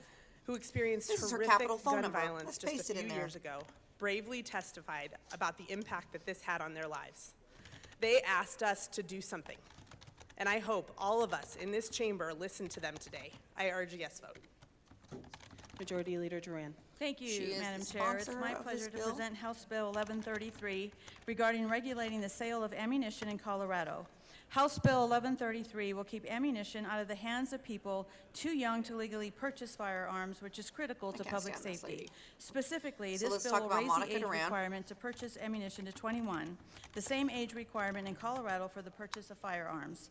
This is a modest but important step This is that her. is well in line She's with also the a previous Democrat. actions that the She legislature also has says that taken she's to a gun protect our owner. communities She often from gun says that violence. she's a gun owner Second, that this bill supports takes these types of additional things. steps to bring some common sense to our state's approach to accessing deadly ammunition. This bill establishes basic Deadly security ammunition. standards for ammunition sellers to prevent theft, including requiring ammunition retailers to ensure that that ammunition is not accessible without the assistance of an employee. Additionally, Colorado is also starting to see a concerning new trend of unattended ammunition vending machines. This bill also prohibits the sale of ammunition via vending machines because anyone purchasing ammunition must be assisted by an employee. And with that, members, I ask for a yes vote today. Representative Luck. So this is Stephanie Luck. Again, she's a Thank Republican. you, Madam Chair. I just had a clarifying question for the bill sponsors. There was a note about stats, and I'm just wondering the age range. There was something that was spoken as to that the bullets are the leading cause of death for, and I put down minors, but I think there was actually an age range provided, and I was just hoping that that could be shared or clarified for me. Thank you. Yeah, it includes 18 and 19-year-olds. Representative Barron. Thank you, Madam Chair. I want to come up here and speak to this bill. We have got to stop blaming other objects, guns, ammo. That's right. For horrific events. And let's get down to what the root cause is. We have a mental illness problem. Carlos Barron. We keep finding ways and things to blame, but we can't blame other things for what truly is the cause of all this, mental illness. That's right. Those people need help. We need to help them, not limit our rights, not limit what we think is to blame. So he's Representative Carlos The ammo Barron. sale for Barron. children, not children, for young adults, 18, to limit that is saying, you know, these young adults are not smart enough not to join the military and vote, but they are not smart enough to buy ammo. That's right. Like, seriously, we got to stop blaming other objects, other items, and get down to the root cause of what the real problem is. My ammo does not go into the gun by themselves, and my guns do not shoot by themselves. It requires somebody to operate them. I urge a no vote. Yeah, we definitely want a no vote on Representative this. I just want to touch on something that he said. Colorado is 47th Thank you, out of Madam 50 Chair. states for So mental I health sat resources. on the committee We're sixth in the for nation this, for gun control bills. bill, and there were some very With the interesting passing of things that these we heard. bills So this that- bill let's actually hope was that they last don't. week, late last It would week. put us in the top 3 for gun control on bills. this bill, and we're they also brought in in the a top lot of 3 in the witnesses. nation Well, for violent crime. a group of witnesses that really caught my eye was there was a high school let out, and a bunch of 17-year-olds, 16-year-olds came in there to talk about the bill. And one of the main themes that they had was that the mind is not developed fully until 25. And that's why we want to raise we want to raise it to where you can buy the ammo to 21. And that theme went over and over again, and you had youth there telling you that the mind is not developed until 25. And then the day before yesterday, we had what they called the Read Day, and they brought a bunch of kids up here and to read the books. And the first thing they said was the mind is developed to 80% when you're 4. And then they said that the mind is developed to 90% when you're 5.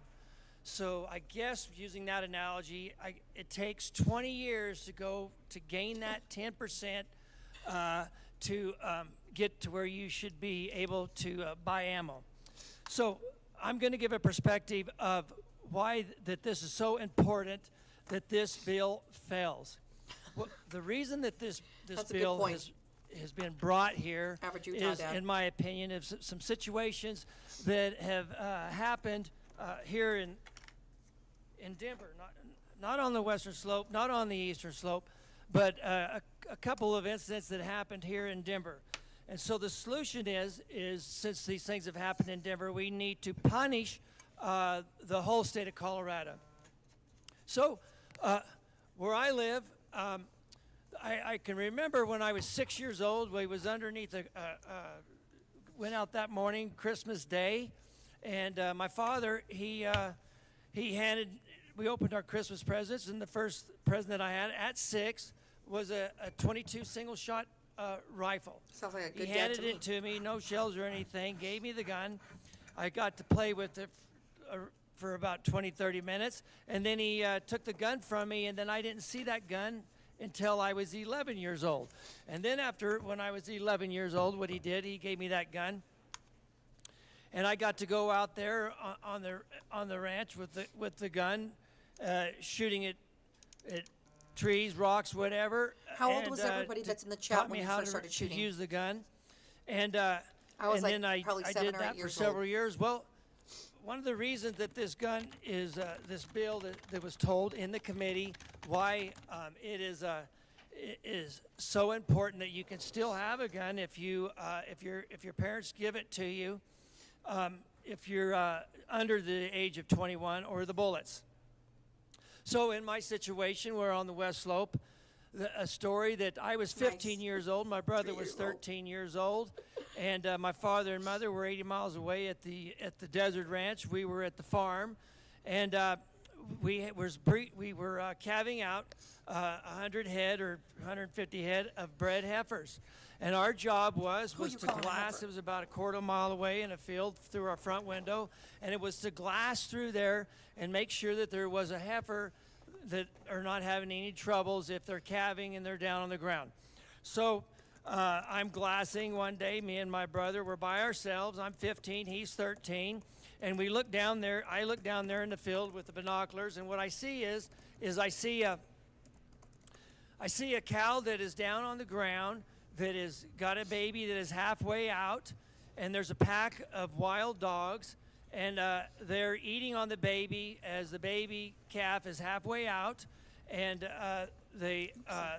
so we jump on the three-wheeler. We run down there with that little 22 that my dad gave me. The dogs had been running wild for a long time. We try to shoot them away. The only way that we ever stopped them dogs from working on that calf that was halfway out of its mother. The mother can't fight back because she's down on the ground giving birth. And so when we shot one of the dogs, then the rest of them ran away. There must have been 20 or 30 of them. But then when we got there, the calf was already dead because what they do is they like to eat. They like to chew on the softest skin. They don't eat the whole thing. And so they were chewing on the nose because that's the softest skin of this baby newborn calf, and they were chewing underneath the arms of the calf. Just so you know, laying the there senator dead. that's also supporting this bill Anyway, is Representative Kyle Mullica. One instance of is why, also the as one a that young boy, betrayed that I needed a gun. us for Another Senate Bill 003. thing that we do down there where So I live he's a is traitor. we need to get go, him the heck out we of here. hire these high school He is kids, actually boys and my girls, and they district. go to our ranches in the spring And when the snow he melts, and we is- take them to the mountain ranch. is Adams and County then we District we 24. put them up He's in a our cabin, Democrat, and they're there for and 2 or he is 3 or 4 sponsoring days, this bill and they as the fix Senate part. 10 miles of fence, which is heavily forest, so it takes a lot of work, and it takes usually a week to fix that fence. And what we do is we give them a gun so that as they're on that fence line, they're up there by themselves, they're younger than 21, and they work on that fence. Well, there was an incident. So one of them had a little, he had a ranch dog, but it was a pup, and he had this pup, and they are going down the fence line, and the pup starts barking and takes off. And they're in heavily forest. The dog takes off, and it starts running through the trees. And what the dog is doing is they said the dog was chasing a bear. So the boys, they take off running after the dog to try to catch the dog before the dog catches the bear. Representative Sukla, I'm really, really enjoying all of these stories. These are fantastic. I'm wondering if you could guide us back to the bill. Yes. Fraud. And I will talk about the ammo that they had in the gun. When the bear, what happened was the bear had 2 cubs, and those 2 cubs were in between them and the bear, and that is a very dangerous situation.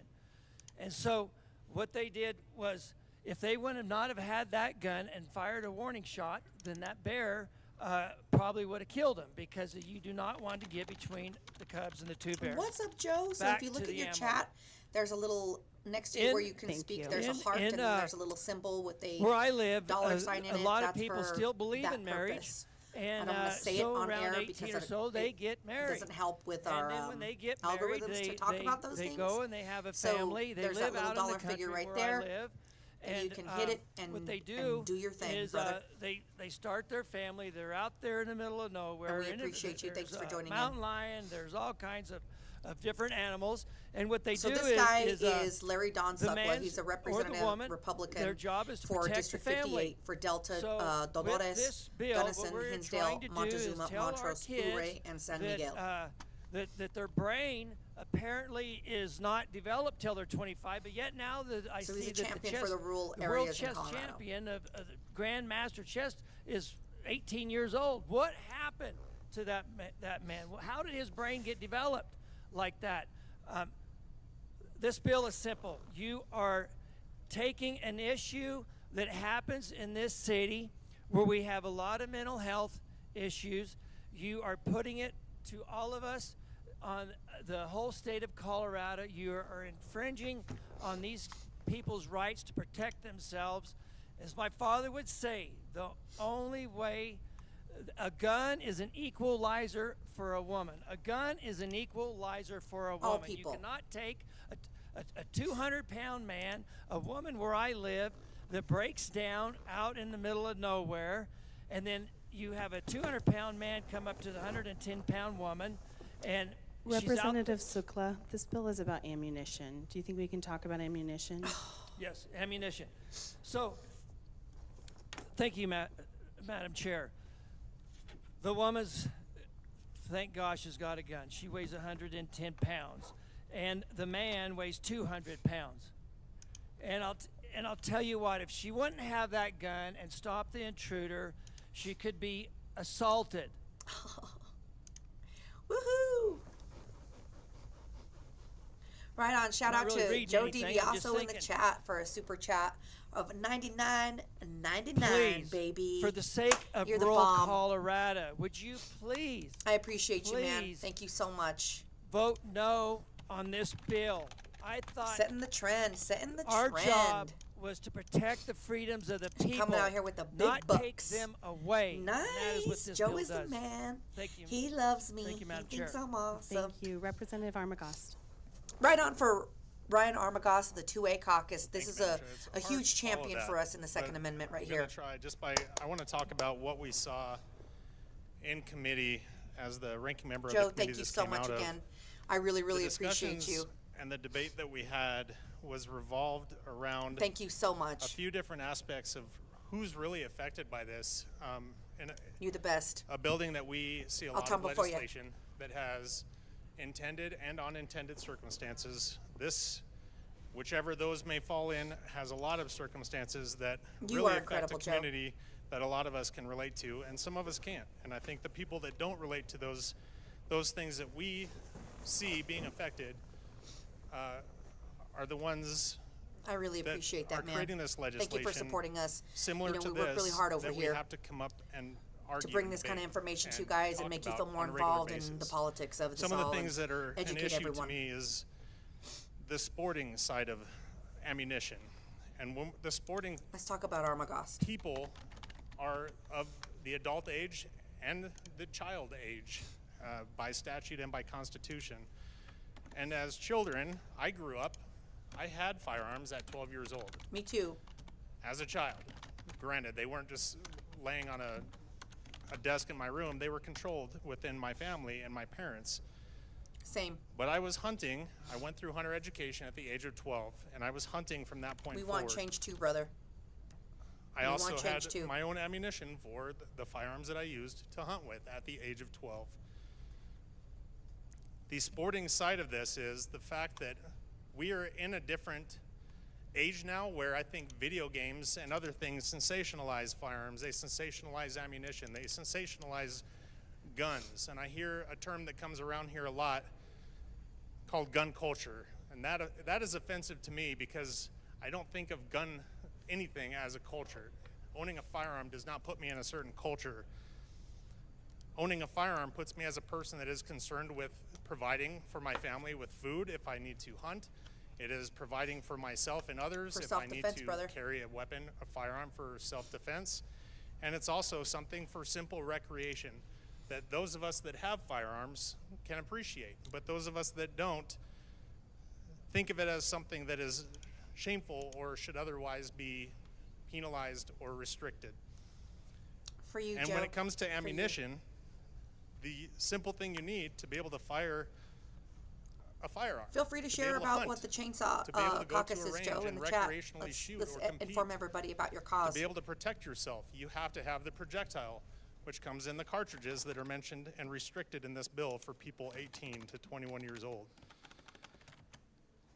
Federal law restricts people from purchasing handgun ammunition or handguns prior to the age of 21. There's no reason to go any further than that. But in this bill, we are taking it to a completely unreasonable level by banning all ammunition, even reloading. Reloading is something I used to do with my grandfather, something I used to do with my dad. It's a hobby, it's a way of life, and it's something where you can actually create something and then go and utilize it. Absolutely. It is So a hobby Armagost is that out of District brings 64 families for together. Lamar and It's Weld a hobby County. that He is brings also part of the 2A sporting caucus to with a Scott whole new Bottoms. level They because work you very are doing closely with me the everything second, in creating which is Leslie the Hollywood and April experience Fennell, two that really you great have in friends of hunting and mine, recreation and to our otherwise. movement. This bill takes that away. If you This are in doesn't the promote Second safety. Amendment industry, If we want to talk Ryan about promoting Armagoff's safety, two-way we caucus can will be hosting an event here maybe at take Spartan some of the Defense, and if sensationalism, you only in the industry, sensationalizing you can of come in there, and it firearms is out of video games. a powwow I think that for falls that. on So if you're parents. interested in That that, doesn't please fall on reach the out and let me legislature. know, and we will get you that information for when that's being When held. we're talking about firearms, we do know that 86% of firearms used in violent crime are handguns. 90 to 93% of those are acquired illegally. And they're acquired If we illegally want to through address break-ins and theft and Safety auto break-ins. and how it pertains to firearms, we need to address firearms in the wrong hands, not firearms in the hands of law-abiding citizens, which we are doing here to a degree that is unacceptable. At 18 years old, you are an adult. Like it or not, 18-year-olds are an adult. Everything that we're doing in this building says that 18-year-olds, anyone 18 or younger, anyone younger than 21 is too dumb to do anything except for vote and join the military. And get married. This bill really pushes that to another level. Mhm. We are now saying you can't even be responsible enough to purchase your own ammunition for a firearm. This comes into the lack of protection for victims as well. Absolutely it does. And I, access to ammunition in for my law training. enforcement career, have seen victims 16, 18, 20 years old that were killed or violently injured because they didn't have a firearm to protect themselves. We create those laws in legislature. We create those laws that create victims. I was 17 when I joined the military. Like I said, I was 12 when I had my first firearm. I grew up in a high school where every truck, even cars in the parking lot, had a gun rack displayed in the window. They had loaded firearms, So Joe and DiBiase, otherwise absolutely, ammunition he's ready at for the firearms so that 527 students hybrid could go pack. hunting before They and make after school independent as expenditures and part want of their to daily bring routine. libertarian-minded firearm individuals to an thefts organization and that those is willing to vehicles. You work didn't see with any school liberty-minded shootings. person. You didn't He is see any of that. awesome. So the It isn't Chainsaw a firearm Caucus culture is that we're talking coming about. in to This is join a us at the culture Second of Syndicate and have some conversations on making how we can a unite fanatic of our firearms and forces sensational and become firearms bigger, through badder, and video better, and games have and a more other strong presence means for liberty that individuals have no in the relation state of to Colorado. anyone that has attended a hunter education. As a hunter education instructor, I think that is a vital thing that every kid should go through to learn a respect for firearms.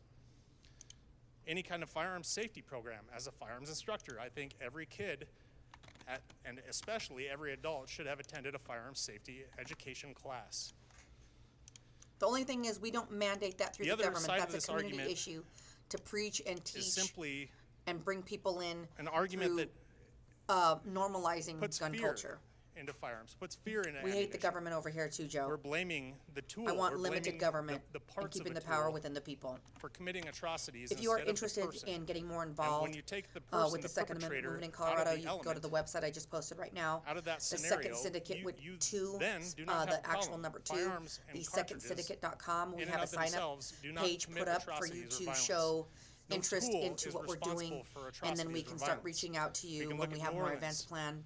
And the violence that happened there. There was a truck that ran down an alley, killing 14 people and injuring 30. The only thing that stopped that person were armed law enforcement officers after an atrocity happened. It was an alley full of unarmed people. The only way we create these I appreciate you, situations Joe. is by Thank you so disarming much. people. and Tell us packing more them about into yourself. Share confined as much of your spaces. information here in the chat That as you is want how you to, have or as you're mass open casualties to. and mass The more people we victims. can bring into this type of movement, the better.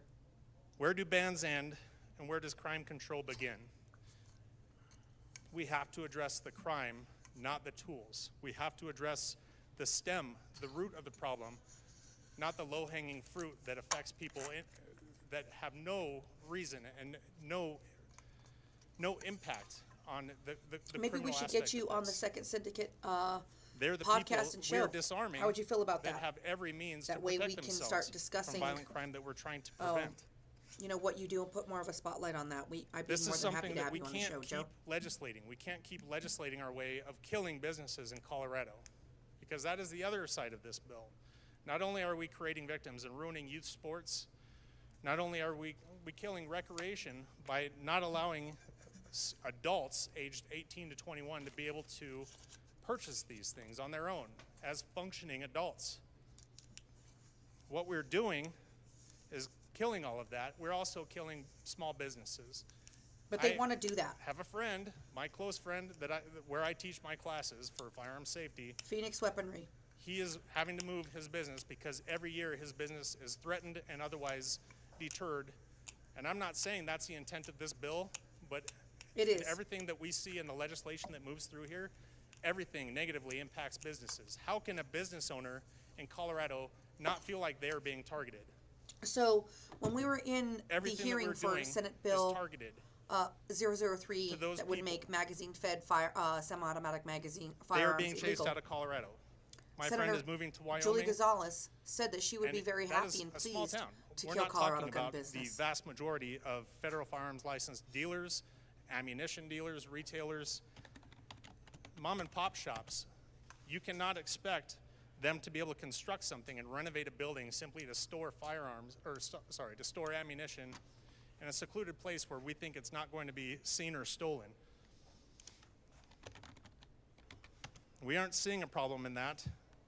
What we're seeing is ammunition being accessible to be bought and making it less accessible by raising the age limit so that people that are functioning adults don't have the ability to be functioning adults and make their own decisions. So I'm going to put a link to the CFFLA. We need to work on here in violent the crimes chat. and criminals, not creating more unarmed victims and thus creating more crime and Give, victims. send, go.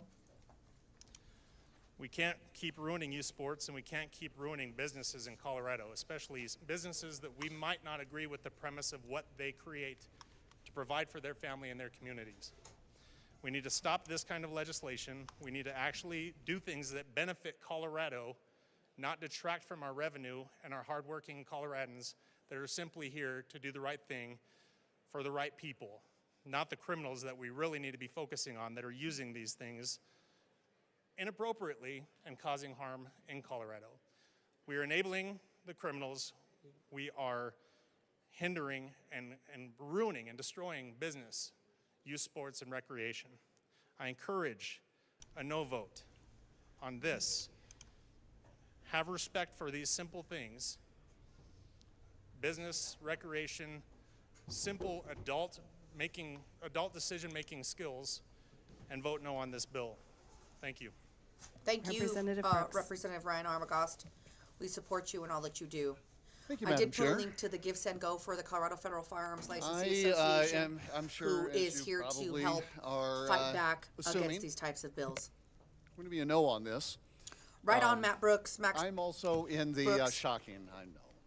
I am also on the Business Affairs Labor Committee. I am going to go over a few of the things that I found particularly disturbing in that committee. Some things that kind of stood out to me that, to be perfectly honest, kind of bothered me. I want to let you, I think it's fair to let you know that I'm not here under any particular strategy to try to just take up time. I am here to speak my heart as somebody that grew up as a firearms and outdoor enthusiast.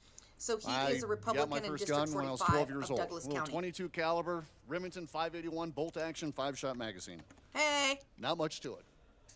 If you take that magazine out, you could use it to hold toothpicks. You might be able to fit about 7 toothpicks in I there. just put a link to Max Brooks' I information there as spent well. so much time, untold hours at the gun range, throwing rounds downrange. As a kid, I got my hunter safety at 12 years old. My mom used to actually drop me off at Foothill Shooting Center in Lakewood, Colorado. And I would spend hours there, hours, and then she'd come back and pick me up later. I understand it was a different time. I'm a little bit older, and the way I grew up is a little different than today. But still, there are several of the items in this bill that are truly concerning to me.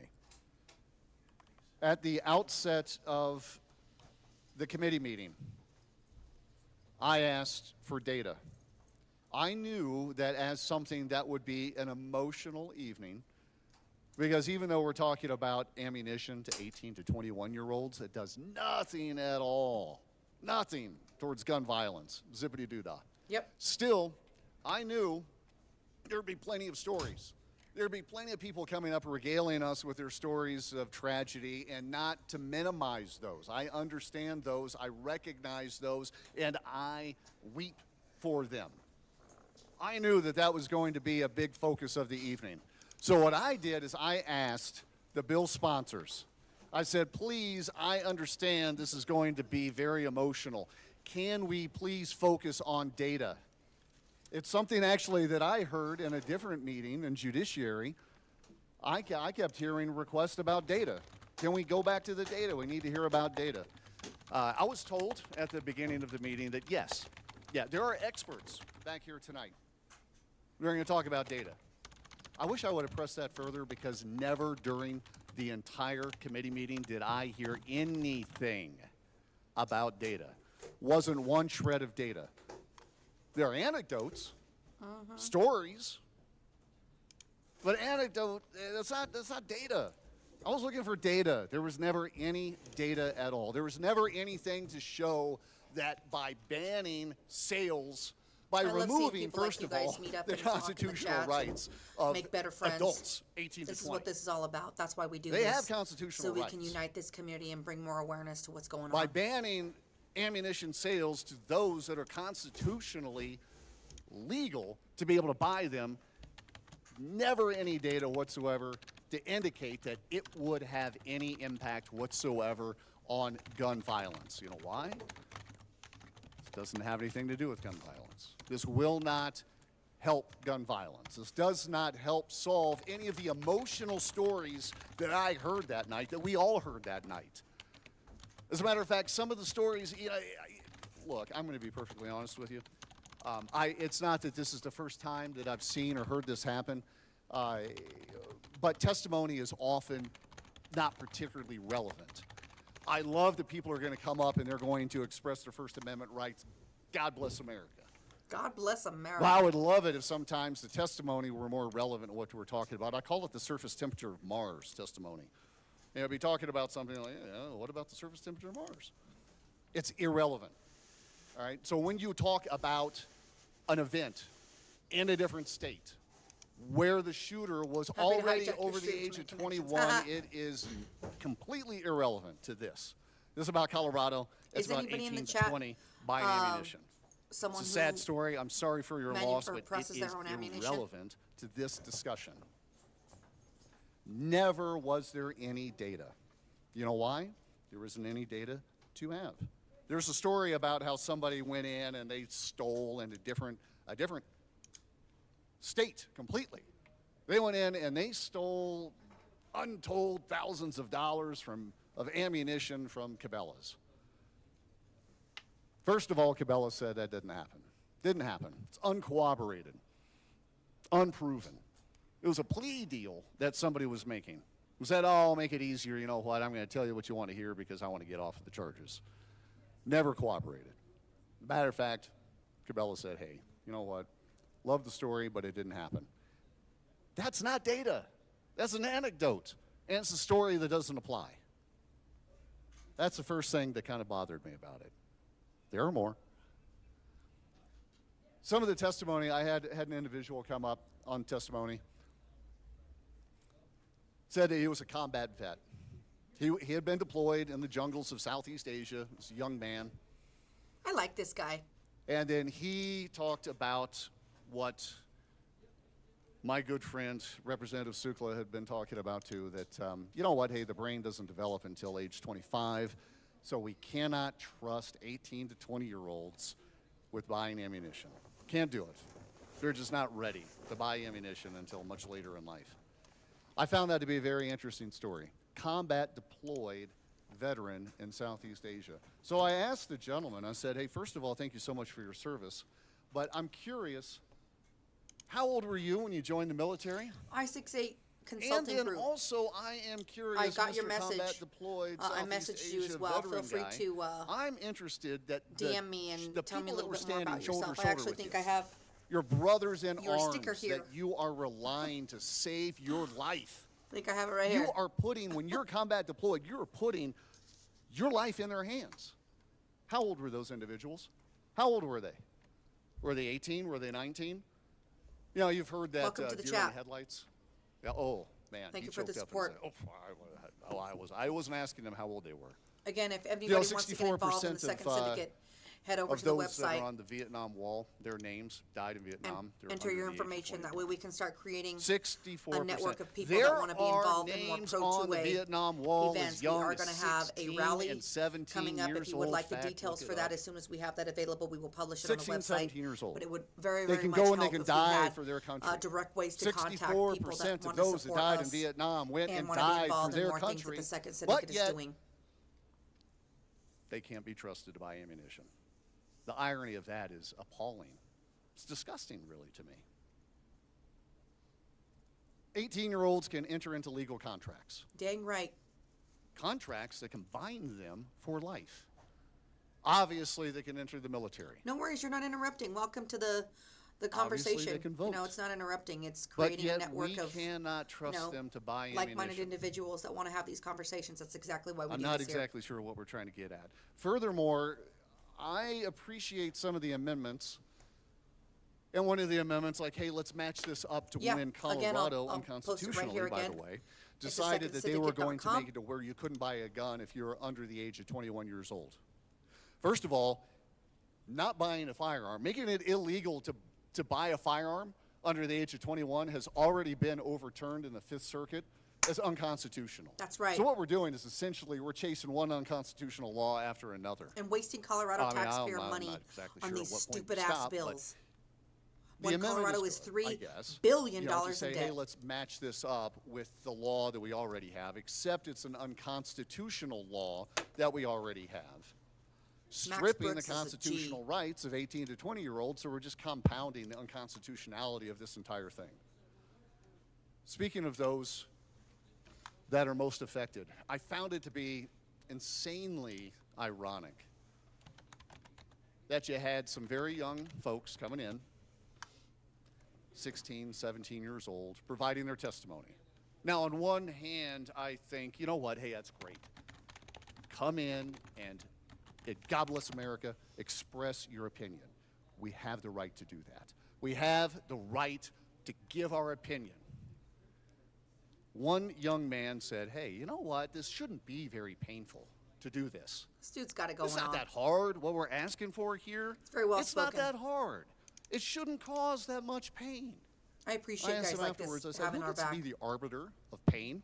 Who gets to be the judge of what pain is? Because what I hear is I hear a young man and several young people coming in enjoying their First Amendment rights and asking at the same time to vacate the Second Amendment rights of their peers.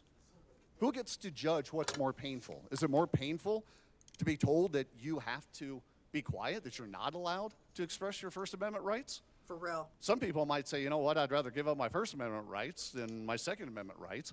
It's not an a la carte menu. The Constitution is not something that you just get to pick and choose from. We all sat in this room, raised our right hand, and we swore to defend that Constitution. Yes. We were not given a menu to check different boxes and say, hey, this is what I want. Nah, I'm not good with that. I'm good with this part, but not good with that part. Tell them. The whole Constitution. Boom. We are here to defend the entire Constitution of this country, and Spill that I truth. found it a little bit disingenuous, at the least, to hear young people willing to vacate the Second Amendment rights of their peers while enjoying their own First Amendment rights. Hell yeah. Again, this does nothing for gun violence. It doesn't address the issue. You want to address the issue, then okay, you know what, let's have that discussion. But let's not piggyback it on more unconstitutional laws and taking the constitutional rights from 18 to 20-year-olds. I would like to dovetail a little bit on the discussion about the outdoors. I told you that I grew up hunting, shooting, This dude is hunter awesome. safety at 12 years old. I get turned loose. This dude is so awesome. They just turned me loose on the family ranch and say, here you go. I had a little over and under His 22 X gauge account 410 shotgun is with a at combo. Maxwell Yeah, Brooks just go shoot on stuff. X. Those, it's savage. Those things are awesome. And he is Great also great M. little Brooks HD 45. firearms for young hunters. They would turn me loose and allow me to just he go only has out and 93 be followers. out with nature. Let's get his follower count up, y'all. Let's help Colorado him out. Parks and Wildlife came in to testify He against helps this us out. bill. Let's help him out. Here's the Colorado link to his Parks X and account. Wildlife You tell is him the in second an syndicate opposed sent position people over to him to on this support bill. him I because find he's that to representing be the people with respect and integrity and dignity. telling. We're in Colorado. We're supposed to be all about the outdoors. That's We're right. supposed to be enjoying the outdoors. We are supposed to encourage our youth to enjoy the outdoors. Get out, young man, enjoy the outdoors. Live and breathe the air, the outdoor air. This is what Colorado is all about. But if you're not 21, you can't, there's no hunting. You can't do that. You can't do that. You can't take ammunition out. This completely destroys, I believe, what Colorado is all about. Yes, it does, sir. Madam Yes, it Chair, does. there's one other item that I wish to address. I did save this for the last because I don't know how this is going to be received. I'm a new guy. As long as He's you don't rocking it, talk though. about wild dogs, you're good. I have to tell you that I left committee on Thursday disillusioned. I made it 37 days. I think that was his 37th day. And I felt that on the 37th day, I was faced with a harsh reality of the decay of democracy. Oh, constitutional This republic, my friend. bill should have died in committee. Yep. This bill should have died in committee. I believe that it's important, and I'm going to say this up front. What I'm about to say, I get it. It's part of the mechanism by which we operate. It's a regular part. There's a certain level of eyes opening for freshman legislators. You come in and you still understand what the realities are. I still understand what the reality is of the math up on the big scoreboard. I get that. I'm ready for that. Mark above I'm it. okay with that. There are Come other on, things Dark that I House. understand being in the You minority party. mysterious There's just things that Dark you just House. kind of have to accept. What's I your wasn't favorite ready gun for shop, this. Devin? I understand that it's part of the game, so hate the game, not the players. There's only one Therefore, answer, by the way. names will be protected, so I'm not impugning anybody. But I will tell you that the overall, what I witnessed, I believe is something that the voters of Colorado should be aware of. Not saying that it wouldn't be something that would happen over on our side, but I am saying that I saw it happen on this side, I saw it happen that evening, and it really kind of tore my heart up. This bill should have died in committee. It should have died in committee. It had the votes to die in committee. It I did. shouldn't even be standing here talking about it. You would probably prefer that I not be standing here talking about this right now. It should have died in committee. It had the no votes, but what ended up happening is that because there was such a desire to advance the bill, to advance it to here, to advance it to a stage where undoubtedly it will get through despite its unconstitutionality, a member of our committee, and keep in mind it's an 8-5 committee, all right? It's 8-5. We already have a lot of work to do to be able to have kind of a fair shake at things. It's an 8-5 committee. We had the no votes, but a member was subbed out. I did not realize that could happen. I didn't realize that would happen. A member that was a no vote got subbed out in order to make sure that they were replaced with a yes vote to make sure that it got out of committee. Don't hate the players, but I am going to hate that game. Hell yeah. That stinks, I like man. this guy. That stinks. That's not democracy. Matt Brooks is a That bomb. stinks. Is a bomb. I'm a no vote on this. I would ask for you to consider the constitutionality of 18, 19, and 20-year-olds and For also real. vote no. Thank you. Thank you, Matt Brooks. Representative Bradfield. New kid on the block's repping it harder than Madam these Chair. old fogies. I would like to move Amendment 013 to House Bill 1133 and have it properly displayed.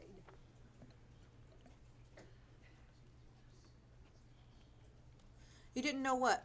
I-68 Consulting. What didn't you know, darling?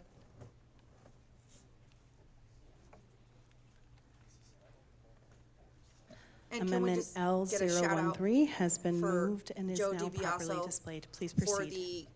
the Thank you, Madam Chair. $99.99 super chat that This he sent. amendment We really appreciate that here. creates a tax credit for businesses who have to make renovations to their shops as a Mary result Bradfield. Okay, of that's the lady that you were talking about earlier, details homeboy. of this bill. Let's look her up. Which it requires lock and key for everything.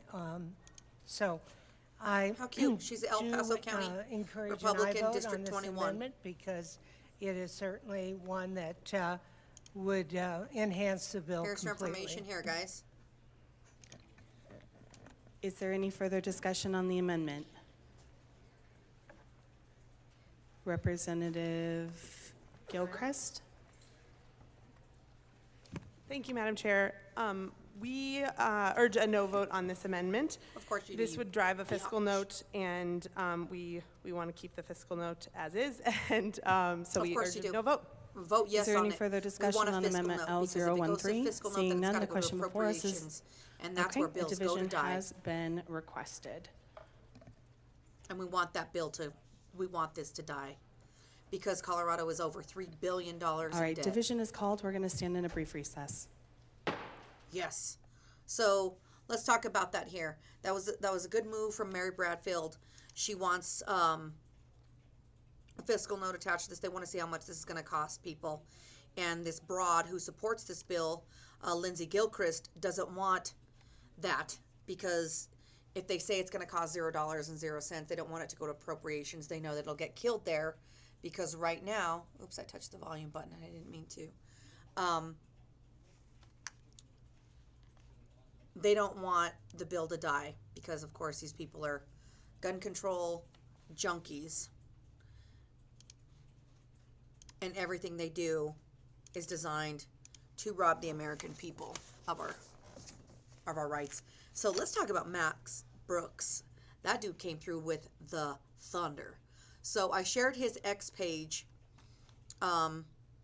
He is in, let's see what his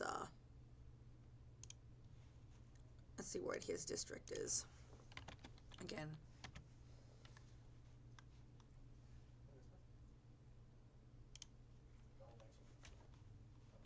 Okay. Let's see what they say about him. He lives in Castle Rock. He's a small business owner.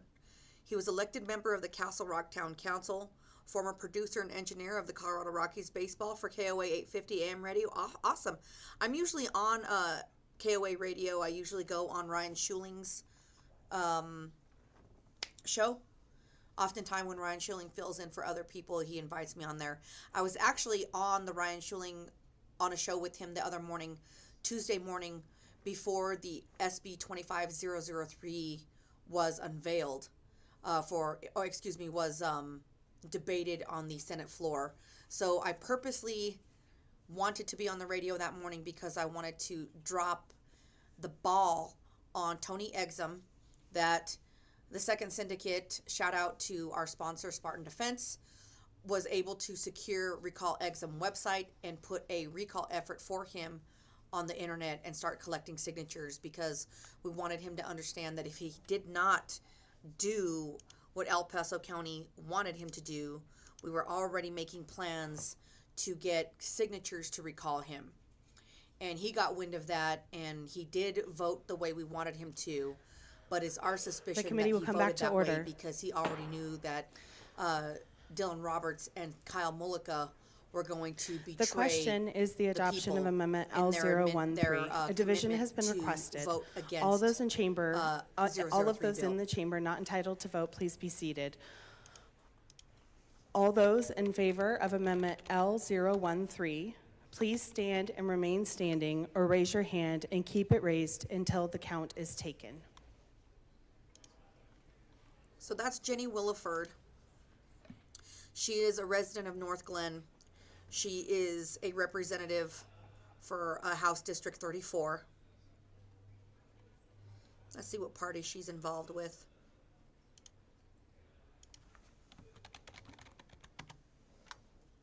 Let's see what this broad's up to here.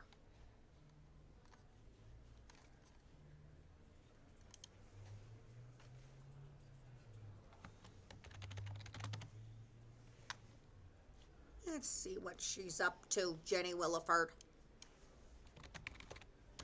You may be seated.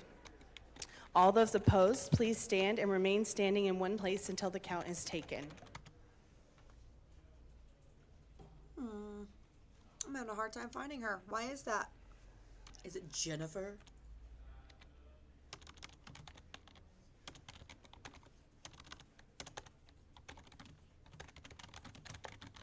I type like a mile a minute. There she is. It's Wilford, so she's a Democrat. So let's put her information here so you guys know who she is. So this broad is Adams County, Pew, District 34.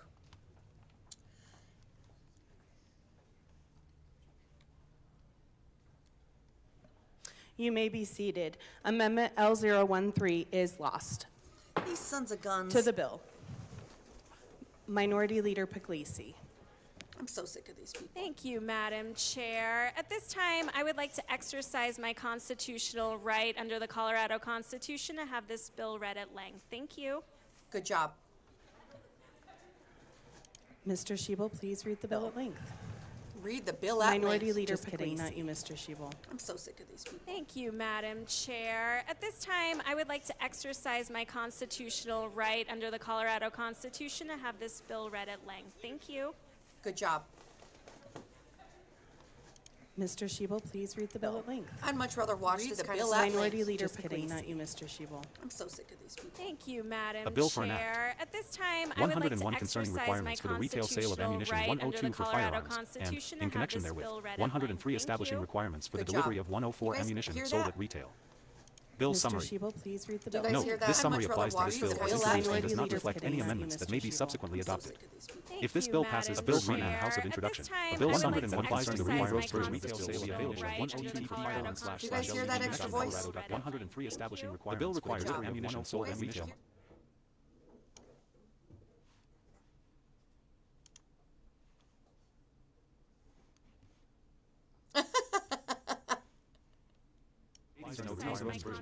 Double underline denotes Senate amendments. Hold on, guys. Capital letters or bold and italic numbers indicate new materials to be added to existing law. Dashes through the words or numbers indicate deletions from existing law. Then 21 years of age. Unlawful sale of ammunition by violating either requirement is a civil infraction, except that a second or subsequent violation is a Class 1 misdemeanor. The bill requires a person shipping ammunition to give written notice to the ammunition deliverer that the package contains ammunition and prohibits labeling the outside of the package in a manner that indicates that the package contains ammunition. Violating either provision is unlawful notification involving an ammunition package, which is a Class 1 misdemeanor. When delivering a package containing ammunition sold at retail, a retail ammunition deliverer is required to verify that the person receiving the delivery is 21 years of age or older and obtain written acknowledgement of receipt from the recipient. Violating either of these requirements is unlawful delivery of ammunition by a retail ammunition deliverer, which is a Class 1 misdemeanor. 1. Be it enacted by the General Assembly of the State of Colorado. 2. Section 1. In Colorado Revised Statutes 18-12-101, add 3(1)(2) as follows. For 18-12-101. Peace officer affirmative defense definitions. 5(1) as used in this Article 12, unless the context otherwise requires. 6(2) ammunition means an ammunition or cartridge 7 case, primer, bullet, or propellant powder designed for use in A8 firearm. The term ammunition does not include 9(I) a shotgun shot or pellet not designed for use as the 10 single, complete projectile load for one shotgun hull or casing, 11 or 12. 2. An unloaded, non-metallic shotgun hull or casing 13 that does not have a primer. 14. Section 2. In Colorado Revised Statutes, add 18-12-116 as 15 follows. 16. 18-12-116. Ammunition sales, sales requirements, minimum 17 purchase age, exceptions, ammunition delivery requirements. 11 or 12. 2. HB 25-1133. 1. Penalties, definitions. 1. A retail ammunition vendor shall not sell, offer for sale, or display for sale or transfer 3 ammunition in a manner that allows the ammunition to be for accessible to a purchaser or transferee without the assistance 5 of the vendor or an employee of the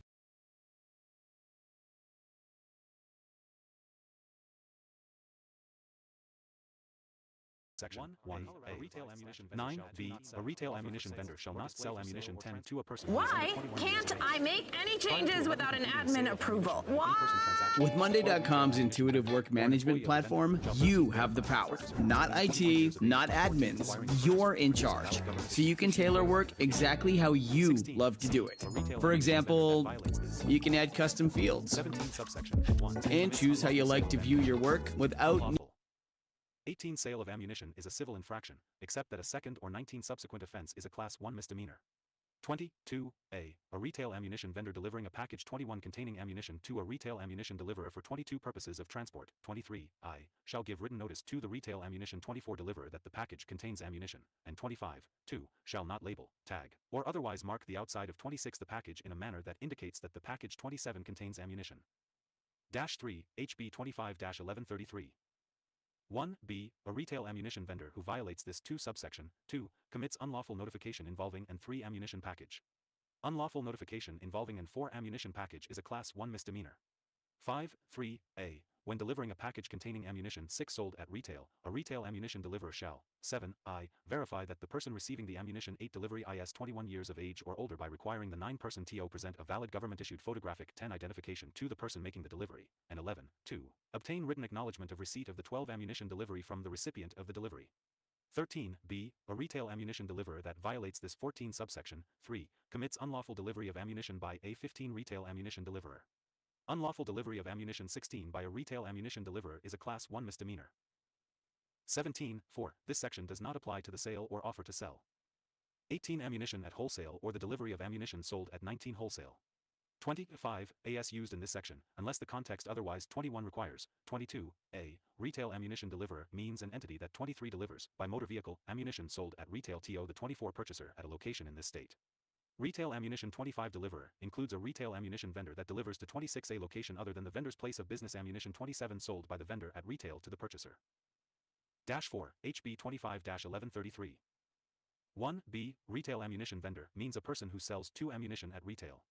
Retail ammunition vendor includes a 3 vendor not located in Colorado when the vendor sells or offers 4 to sell ammunition at retail for delivery to a purchaser located 5 in Colorado. 6. Section 3. Safety Clause. The General Assembly finds, 7 determines, and declares that this act is necessary for the immediate 8 preservation of the public peace, health, or safety or for appropriations for 9 the support and maintenance of the departments of the state and state 10 institutions. 5. HB 25-1133.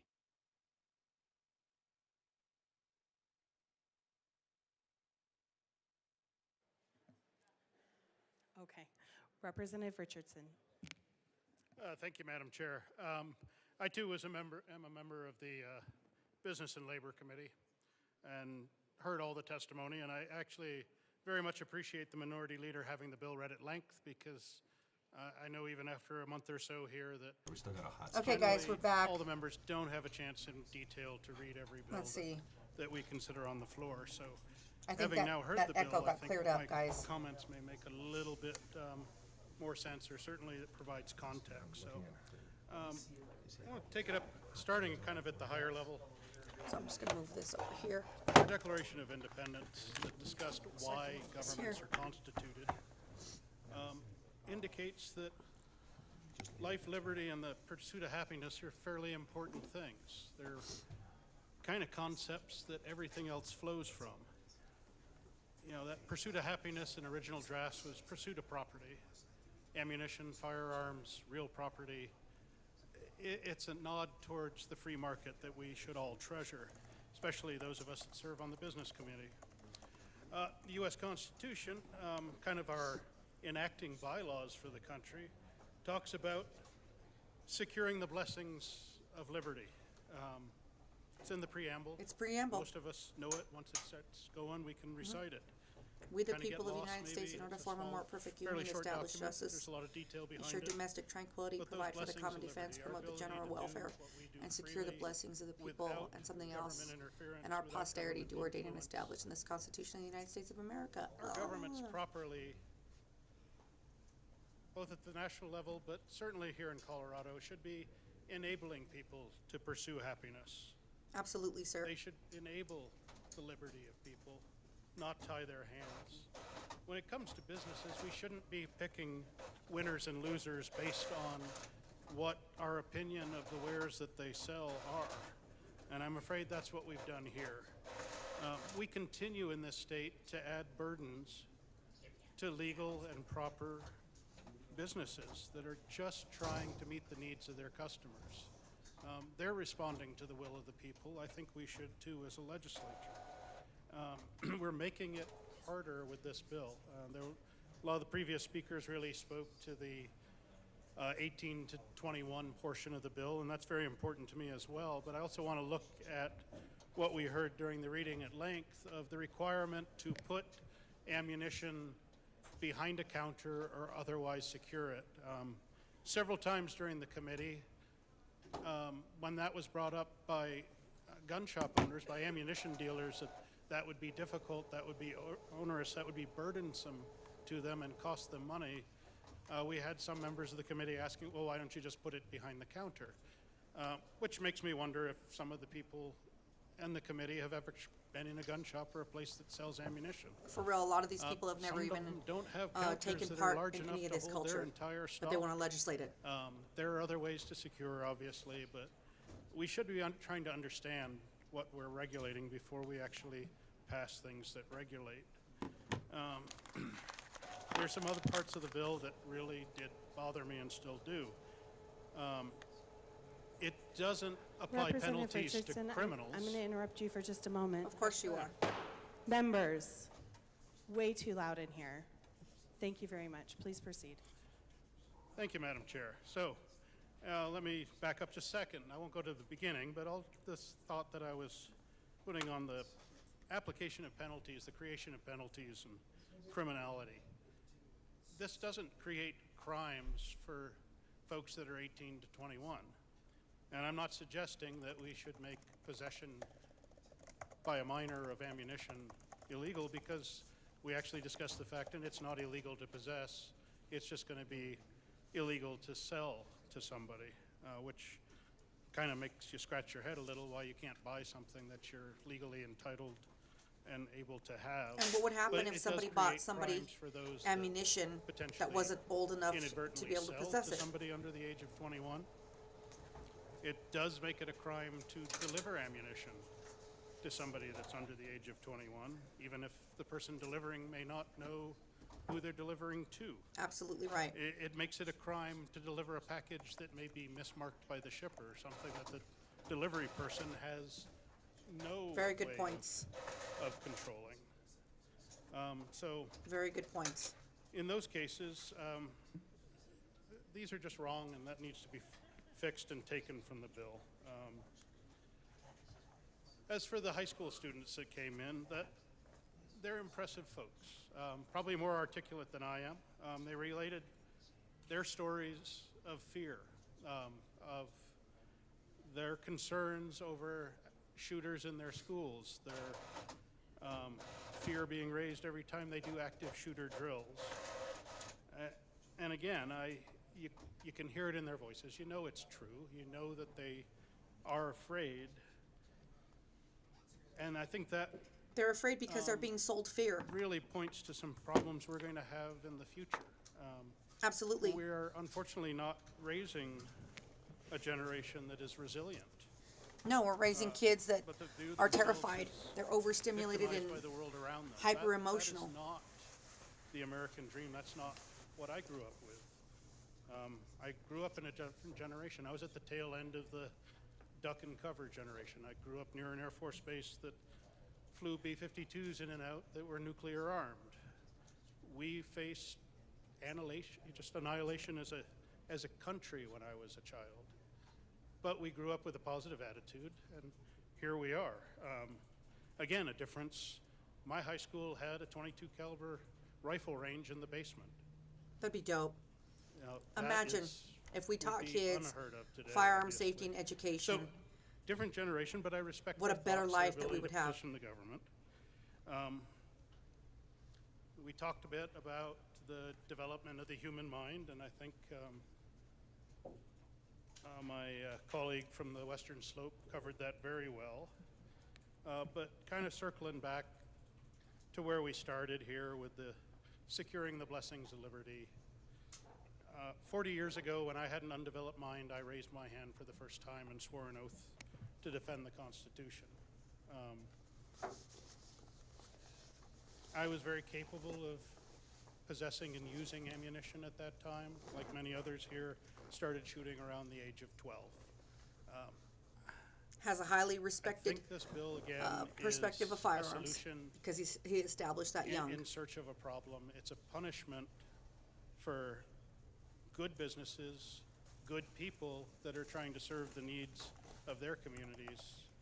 And it really impacts the culture and the way of life that we're trying to preserve, or should be trying to preserve and enhance and support, because those are the choices of the citizens of this state, and we should be, as a government, enabling their choices, not restricting them. And that's what this bill does. So there certainly are needs for further amendment, but even amended, I'm not sure how I get to support, but right now I would urge a no vote. Thank you. Representative Gonzalez. Thank you, Madam Chair. I also stand in opposition to this bill. Right on. I understand that this bill was well-intentioned to protect the safety and well-being of He's our a nice citizens, guy, this Ryan but Gonzalez. this I really is dig not him. the way to do it. So he's a Republican in District I also believe that 50. we should follow the Constitution. We all did take an oath, as was previously stated here before. And we are only hurting law-abiding people with this bill, people who are 18 and up, from 18 into 21, right? Not everybody that is of those ages are seriously just thinking about committing harm to our communities and to schools. There are people in that age group that deserve to have the right to be able to purchase ammunition for hunting, for other recreational To protect their sources, families. and for reasons. And I believe that we should also be able to teach our young generations the proper safety techniques. You know, whether you choose to use guns or not, that is your right to do so. That is the Damn beauty right. of this country. We can agree to disagree, but I think this is just an infringement on the Second Amendment. And if it's one thing I know, is that criminals do not obey the law. They do not follow the law. They do not care about the law. All we're doing is we're creating more criminals, and in essence, it's only going to push things underground where you might have a black market for this type of resources to be sold. So ammunition illegally for these age groups to be able to get these ammunition that they want. And I am a big opposition to that, because we should be able to allow for that here openly currently with this law. That being said, we also have the problem of, you know, other states that have their own similar, if not different laws. What happens when people cross state lines and these 18-year-olds have the ammunition that come into Colorado if this were to be enacted? And so I hope my colleagues will take serious consideration of this bill in its current form as it is now. Again, I am not assuming your guys' bad intentions. I know you guys you truly do care about it. But currently, the gun laws we have here in Colorado, they're just not working. No matter how many more laws we continue to push into play here in the state, we still have these shootings. And like I said, a lot of these mass shooters, they got their guns and ammunition through illegal means. It wasn't through the proper means. And I have, to date, have not seen someone who is a concealed carry permit owner or a member of the NRA who has committed a crime in these mass shootings. Absolutely true. And so I think that's just a statistic we should, you know, consider when we're coming Absolutely true. forward with these bills, especially on ammunition. Is, you know, it only hurts law-abiding citizens, and for those reasons, I am a no vote. Thank you. Thank you. Representative Hartsook. Good afternoon. Thank you, Madam Chair. So here we've got another bill, one of many apparently. And aside from the fact of infringing on the Second Amendment and a whole bunch of other things, which I won't get into this time, but let's talk about increasing costs. So the very first paragraph says it requires that ammunition is sold by the vendor, and you have to have like it this guy. stored in a secure manner to where it is stored, you know, the employee has to come let you look at something. Now I hunt, been hunting for years. I took both my boys through hunter safety. I've taken them hunting. Now I'm one of those. You know, some people I like looking at cars. I How like old was comparing everybody in the cars, chat like that started comparing, hunting? Any especially hunters muscle in here? cars, the old motors and the engines. When I buy the ammunition, I want to go in, especially if I'm hunting, I want to go in and look at, see, well, do they have anything different? I like to look at the actual ballistics. I like to look at the velocity. I like to look at what that bullet could do, what's the cost. And it's But in important to order look at do that that stuff. now under this bill, I, got to wait till I can get a store employee. And if you go into Cabela's, you know, there's a signing up. But now everything that Please I shop can normally local gun look shops, at the y'all. shelf and I can go down and compare the ballistics Don't shop to big what I box wanna shops. hunt with. And Especially maybe if you're I've in got a Colorado. question about a Shop specific local. type of ammunition that I can ask about that. But now I've got to get somebody to come Support help the me businesses while that everyone are else is waiting. actively So we're involved in increasing the protecting your cost of rights. the business. We're Like this increasing shop, the cost and the wait time whose of the channel we're consumer. on. Whether you go into Cabela's, Sportsman's Warehouse, Shout out to Spartan Defense and any the other amazing sporting team goods there. store to buy ammunition, A lot of compare the and stuff look that at we're doing things, here couldn't happen you if we used to didn't have the just go and support do that we Well, now have it's going to sit from behind such the an counter. amazing team. If you look as an example, grocery stores, when they built out to sell the liquor, beer, and wine, they had to build entire sections. Mm-hmm. The one particular grocery store in my district sitting down there spent $10 million so they could sell liquor, wine, and spirits, or wine, beer, and spirits there. Now we're going to add more requirements, more fees, more wait time, more duration to people that want to buy something, compare it, and even if I just want to look, if I just want to browse, I can no longer do that. I've got to get a store employee to help me. While he's helping me, someone else is waiting. Someone else can't see something. So now we're just backing things up. We're increasing the cost to consumers, retailers, everyone involved. We are decreasing their ability to compare and contrast if they want to look at different rounds of ammunition. If you want to go sport shooting, you don't necessarily want to go out and buy the most expensive round out there to go spend a day on the range. But now in order to do that, you've got to get the employee to open up the case and start pulling different rounds out. Even after I've been doing this for decades, there's still constantly new rounds of ammunition coming out. Yep. I like to see what they are. I like to read the boxes. Call me strange, but it interests me. Absolutely, And you yet should. we're going to tell people It's preventing that people now from you gotta educating get themselves store on the type of employee and you have to ammunition wait. that's available to them Maybe I and the don't want types to of buy that things day. they I should just be want to looking see for. what's going on that's new. And I want to be able to pull up two different boxes and look at the ballistics. And I want to look at the cost. Mm-hmm. But now I got to wait for the employee. To sit there and hold your hand and baby you. So And where babysit is you. this helping the consumer? Where is this reducing fees for the public? Where is this helping businesses? Oh, I will submit it is not. We are increasing costs on businesses. We're increasing costs on consumers. All we're doing is continuing to spiral up the cost of goods, of anything. Whether you want to go hunting, sport shooting, targeting practice, or you need anything for home self-defense. Everything now is going to cost more because it's going to require more labor, more time, more everything Anthony to get Hartsook. that same box of ammunition.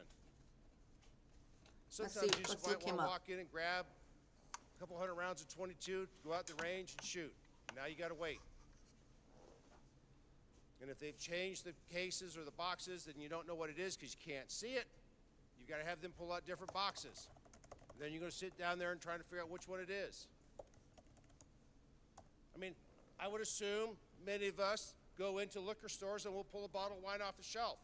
And we'll look at red wine, white wine, I don't care, whatever it is you like to drink, and compare a couple of bottles. So Maybe he's I the like minority this, I caucus feel like chair having for the Republican Party for District 44, which is Douglas Cabernet, County. Or maybe I feel like having a blend. But no, we can't do that anymore because now you got to get somebody to help you with that. Same analogy with ammunition. It makes no sense. It increases costs.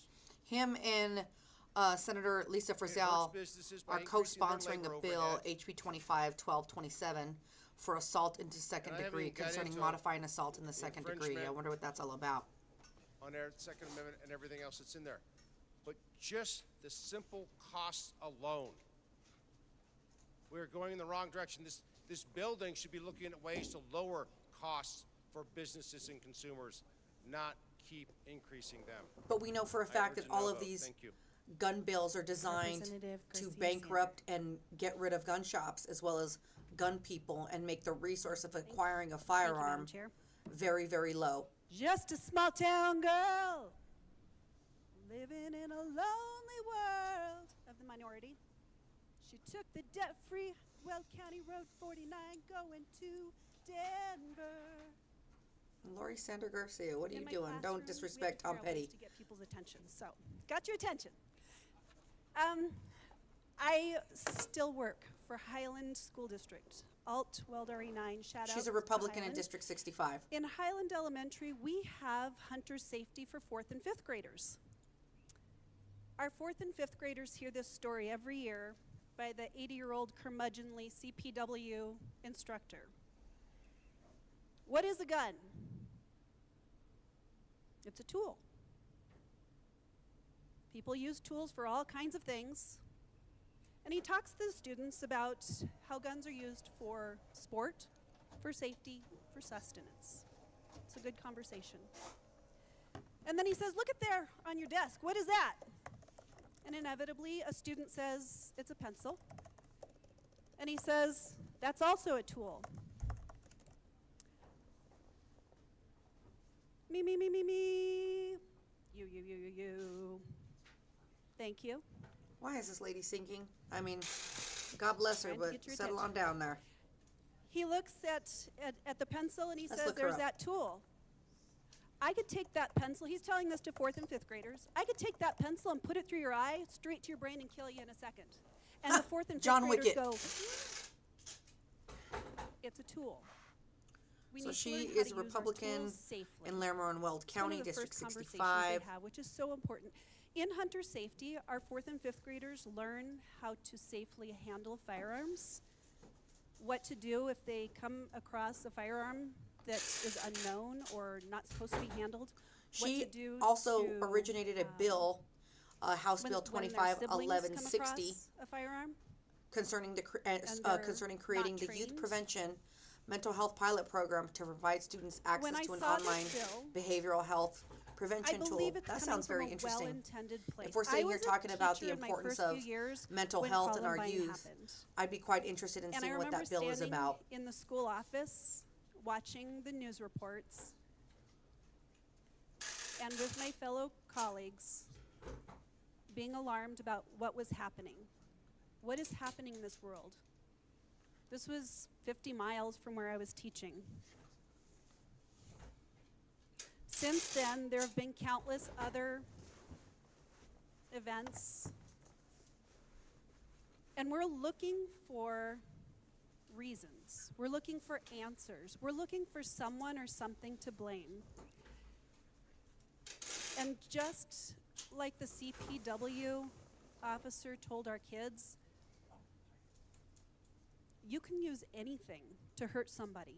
You can use anything to harm somebody. We are seeing news reports from all over the world saying that people are using knives, people are using frying pans, people are using cars and vans. I jokingly tell my husband I'm going to go after him with a rolling pin every once in a while. I think this is a misdirected. What's so funny? I think this is a misdirected intent. We really should be talking about mental health. And We really should. the societal issue that really does need to be addressed. There are a lot of things that people use to hurt, harm, kill other people.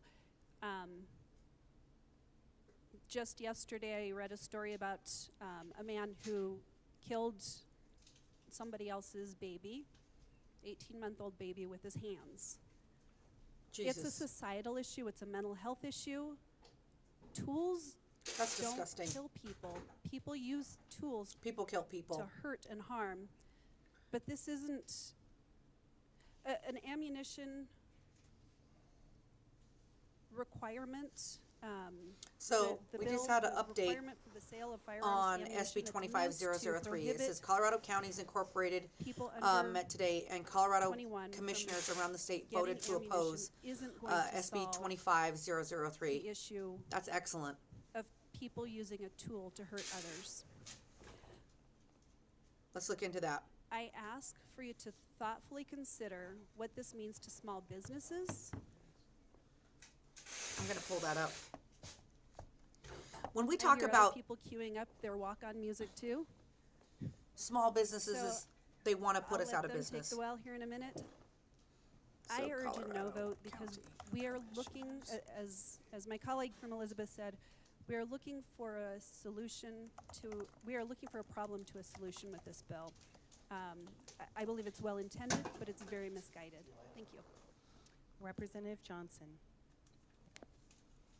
Thank you, Madam Chair.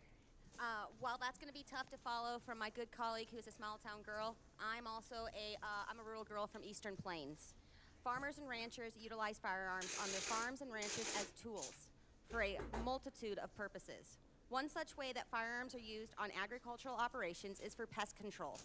From small rifle and pistol rounds like .22 long rifle and 9mm to more conventional rifle rounds like 5.56 and shotgun shells, farmers and ranchers use these firearms and ammunition Forest Mommy, to I manage love pests you. like coyotes Forest and Mommy, I raccoons. love you. Pests can harm livestock, equipment. If you guys and aren't following facilities, Forest Mommy on and X, pets, you should be. and have I love you, effective girl. Tools, Miss you. And having effective tools to manage these pests is needed and paramount. Restricting the age of buying ammunition would harm young farmers and ranchers. Hugs and kisses, girl. And limit Nice to see you. effective and relatively cheap. So means of Forest managing Mommy pests is on an their outspoken, operations. This liberty-oriented will hurt woman. rural She's Colorado. very This is where the libertarian. urban She's very rural awesome. divide. She's We very need to make sure beautiful. we So if stand you're up not and give following these Forest necessary Mommy on tools so we X, can manage our you're food missing out on operations. some really, really great and I urge a entertaining no vote. posts. And she is spicy. Representative Weinberg. She's blonde, I but ask she's that you spicy. begin with a song.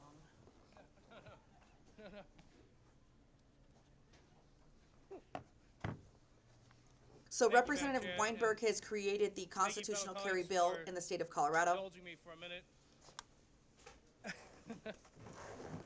I'm not singing. Let's put a link to that bill so you guys can understand what it's about. We have a lot of people say Appreciate that you it's not taking a going to second. pass. Well, not if we don't support it.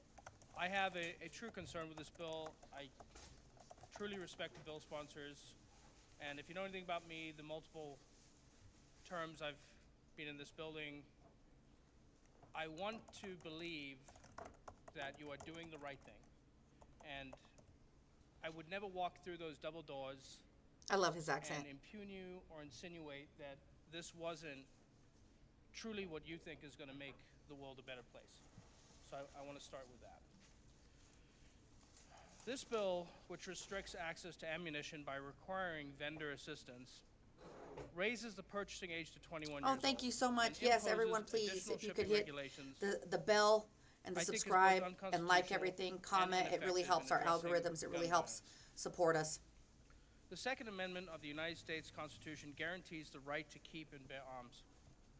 While It sure courts as have heck allowed does. some regulations on firearms, restricting access And if you're to wanting to ammunition see all the is an bills that are going indirect on right now, I'm going to share infringement some links. on this right. The U.S. Supreme Court has ruled in District of Columbia, Heller 2008, that the Second Amendment Heller. protects an individual's right to possess firearms for lawful purposes. So if you go to the such as TAPRAC.Armed self-defense, Colorado website that I just posted in the chat, it restricting has ammunition sales, all types of really particularly good to law-abiding information. It adults has all under the the age bills of that 21 years are on old, schedule right now for effectively 2025. It has all the bills that passed and did not segment pass for of the 2024. population making It has firearm links on how to ownership, testify. It has an in my informative opinion, video that takes you to my good friend's YouTube to see how you can Furthermore, involve and what to testify United States v. against Miller, and how to testify, how to 1939, speak up, how to contact your recognizes that senators, how to weapons get on and the bill watches, necessary accessories, organizations to support in including Colorado that are ammunition, pro 2A. It's are a whole bunch of good protected stuff. So if they feel have free a to head over there and reasonable check that out. relationship to the preservation of efficiency of a militia. The government cannot prohibit an individual from exercising their right to self-defense by making ammunition arbitrarily difficult to purchase. Right on, Guy. Raising the minimum age to So purchase here's the ammunition requirement, to 21 is inconsistent with constitutional rights. I'm gonna share the bill that he's I proposing found right now. in McDonald versus the City of Chicago, 2010, the Supreme Court reaffirmed that the Second Amendment applies to states via the 14th Amendment Due Process Clause.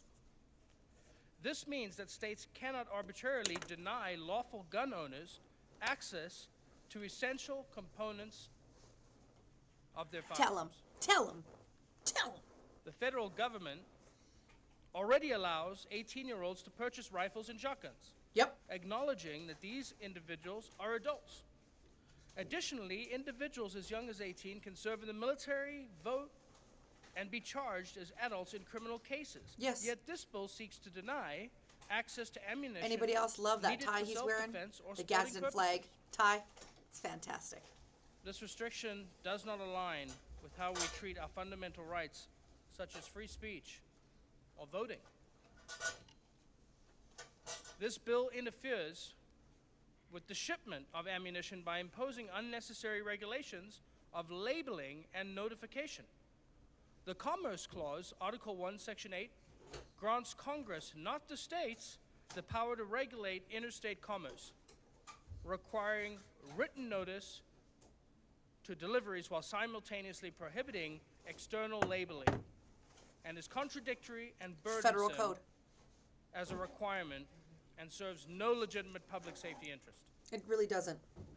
It creates unnecessary red tape for businesses and could lead to federal preemption challenges. Absolutely. This bill is based on flawed assumption, in my opinion. Restricting ammunition access will not deter violent criminals. Criminals do not obtain ammunition legally.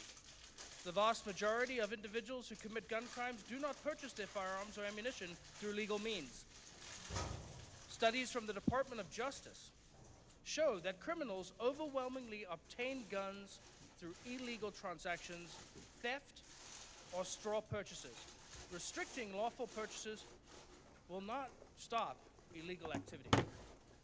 Forrest, Mommy, why don't you drop the link to your Ammunition X restrictions do not in the prevent chat so crime. everybody could follow you and support you because There is you're no such a empirical patriot evidence that and you limiting support access us. to ammunition reduces gun violence.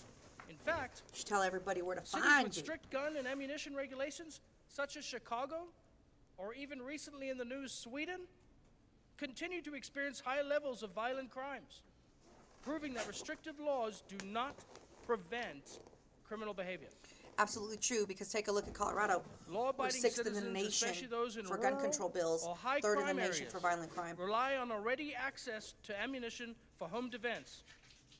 Artificially restricting sales to 21 plus makes it harder for young adults, particularly single parents, to defend themselves. Small gun stores, sporting good retailers will have to incur additional costs to comply with new requirements.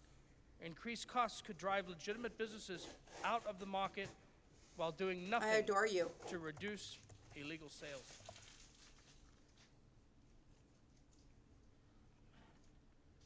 Being on my 3rd year, my 2nd term in this house, If you I've guys are on seen the Facebook, cutting away go like the Second Syndicate page.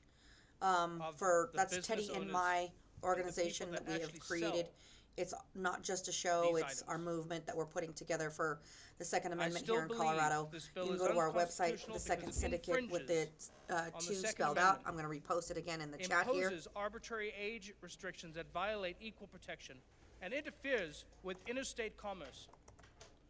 More importantly, it is ineffective at addressing gun violence Absolutely because it only ineffective in restricts addressing law-abiding citizens while doing nothing to prevent criminals from obtaining ammunition.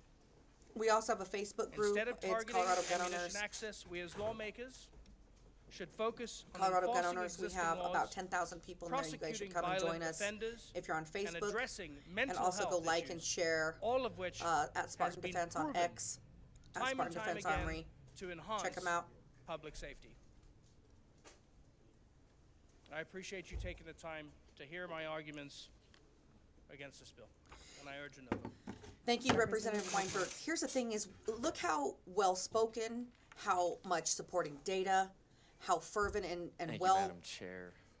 well conducted, or how well our party when conducts we have a late themselves. night like this, what are we, 7 hours into it? I like to think to And they still think we're crazy. the former representative from Akron that graced us with his presence today, and a couple years ago he made a great comment, and he said Colorado gun owners are not second-class citizens, and the Second Amendment is not a second-class right. That's right. And it's very poetic that he just happened to show up today, and first time I've seen him in a long time. And ironically, we're here having debates that much like he was having a couple years ago. So I have a couple things to say about this So this bill. is Jarvis Caldwell of Let's the see where we're Colorado gonna start General at. Assembly. Let's go ahead and start at age restriction and how He's it a undermines Republican young adults' out of El Paso rights. County, Page District 3, 20. if you're following along at home, lines 9 through 5. Let's A check it retail out. ammunition vendor shall not sell ammunition to a person who's under 21 years of age. This one never really sat well with me when I first heard that this was a big crux of the bill, because like a lot of our members in here, before I was 21, I was doing a lot of things that a little bit And remember, they used to sell little bit 3-2 different beer than, in just trying to Colorado purchase ammunition. for people that are 18 pretty years sure I old. was So there was in 3-2 bars. uniform, You could literally go out with your friends at firing a lot of 18 and go to ammunition. bars And that only serve it's an important 3.2% point that we need alcohol to content consider and and think beer about. and hang out. Society long ago has determined that 18 is an age where you are a legal adult. And in few cases, we make exceptions to that, right? So, I mean, growing up in most states, when you were 18, you could buy tobacco, nicotine products. Colorado said, well, we're gonna up that age to 21, much like alcohol, and pretty much universally throughout the entire United States, 21's the age for alcohol. It's federal. So we've decided that 18, you're not responsible enough. You can vote. You can vote for people. Yep. You can raise your right hand and swear an oath to support and defend the Constitution, and from there you can go off to war. Now, when I was in Afghanistan, I think I was 21 years old, so this I could have bought ammunition had this bill passed. However, most of the people the same rank as me were under 21. Many of them were 18, Right 19. now, As a matter of Rocky fact, Mountain Gun one of Owners is in my- Cortez, Colorado. My roommates in at the First tech National school Bank in after basic Cortez training, he was only for a 17 meeting years at old. 6 He got p.m. emancipated. So if you have any So at friends that 17 are years in old, Cortez, you should tell them you to can get go emancipated from and your check that parents, out and you can just join to make the sure they're US staying abreast military. of everything that's going on here in And Colorado. within a few months after your training, you can be off to war. And so we put that kind of trust into our young people in this country. But Also, in let me know in Colorado, the what we're chat saying is we if there are can't some trust you people in to buy Colorado ammunition. or nationally that you would like to see on the Now, second I know syndicate there was a amendment with earlier. Teddy and We, I. made certain concessions to that. That doesn't change the fact that you need to get accurate with a firearm. You're 18 years old. You can move out on your own. You can vote. If you commit a crime, you can go to prison. So our society's instilled that kind of trust in our people, but Colorado is now saying we can't trust you to buy ammunition. But they trust kids that just to come in and doesn't sit hearing well with me. and in testimony I think if to we're going to say influence 18, the you're a rights legal adult and of you can do all adults. those things, you can go off to war. It's funny how vote. they pick and choose You should be what able to buy voices some are ammunition to defend pertinent yourself, to to hunt, Second Amendment. to practice target shoot. Why are you showing me the Now, most I know a beautiful lot of thing people that like to talk it's not about belonging target to me shooting right now? and practicing and stuff. And that is important, and you need to be doing that when you're 18, 19. But, I mean, the real purpose is to defend Teddy's over here yourself, on the defend sidelines your life. showing And me what we're beautiful, telling, beautiful tools what we're telling our that I people can't here show in you on Colorado these is we're channels. saying, when you're 18 years old, you can move out of your parents' home and you can go get your own place, but you can't defend yourself at your home. Which is ridiculous. From the time you're 18 to just up until you turn 21, you can go live on your own. And if something were to happen, you can't defend yourself. That's what we're saying here. Yeah, basically. You're old enough to live on your own. You're not old enough to defend yourself. Does that make any sense? No. It doesn't make sense You're to not, me. You're also not Makes able no to sense to provide me. for your family. What if you live You in can rural live on Colorado? your own, but you can't defend yourself. So that's one of the issues very, I very have with the bill. egregious. And for those But you know that millions these people listening don't at care about our home, rights. if you They missed don't the care about beginning any there of and this you're stuff. just They now care tuning about, in, that was page being 3, complacent lines and 9 through compliant 15. with the people that Moving are on. lining their pockets that are anti-gun, like Bloomberg. Let's go about and the Gabby economic Gifford burden on and small Every Town for businesses. Gun Control. And I think almost everybody came up here and talked about that. And the good representative from, I cannot remember that city. I think it starts with an L. Is it Are we is it phoning a Loveland? friend? Is it? I think it's Loveland. Is I'm it just Loveland? helping. I'm sorry. Sure. Okay. Might have all I could Democrat say from women Loveland. I don't think he ever mentions it when he comes up here, so I was just getting guess they could say that clarification about there. us, right? And he talked about this. Now, I have a lot of gun stores. I live in a very, very, let's call it conservative district. I think it's the second most conservative district in the entire state of Colorado. In my district, you have the Air Force Academy, a lot of 18-year-olds that live there, a lot of gun owners. You have Monument, you have Palmer Lake, you have Black Forest, and you have Falcon. And Black Forest. one of my very good Do you have the friends who forest actually mommy? comes up here and testifies, unfortunately, against a lot of the bills that we're doing here. He's a gun store owner.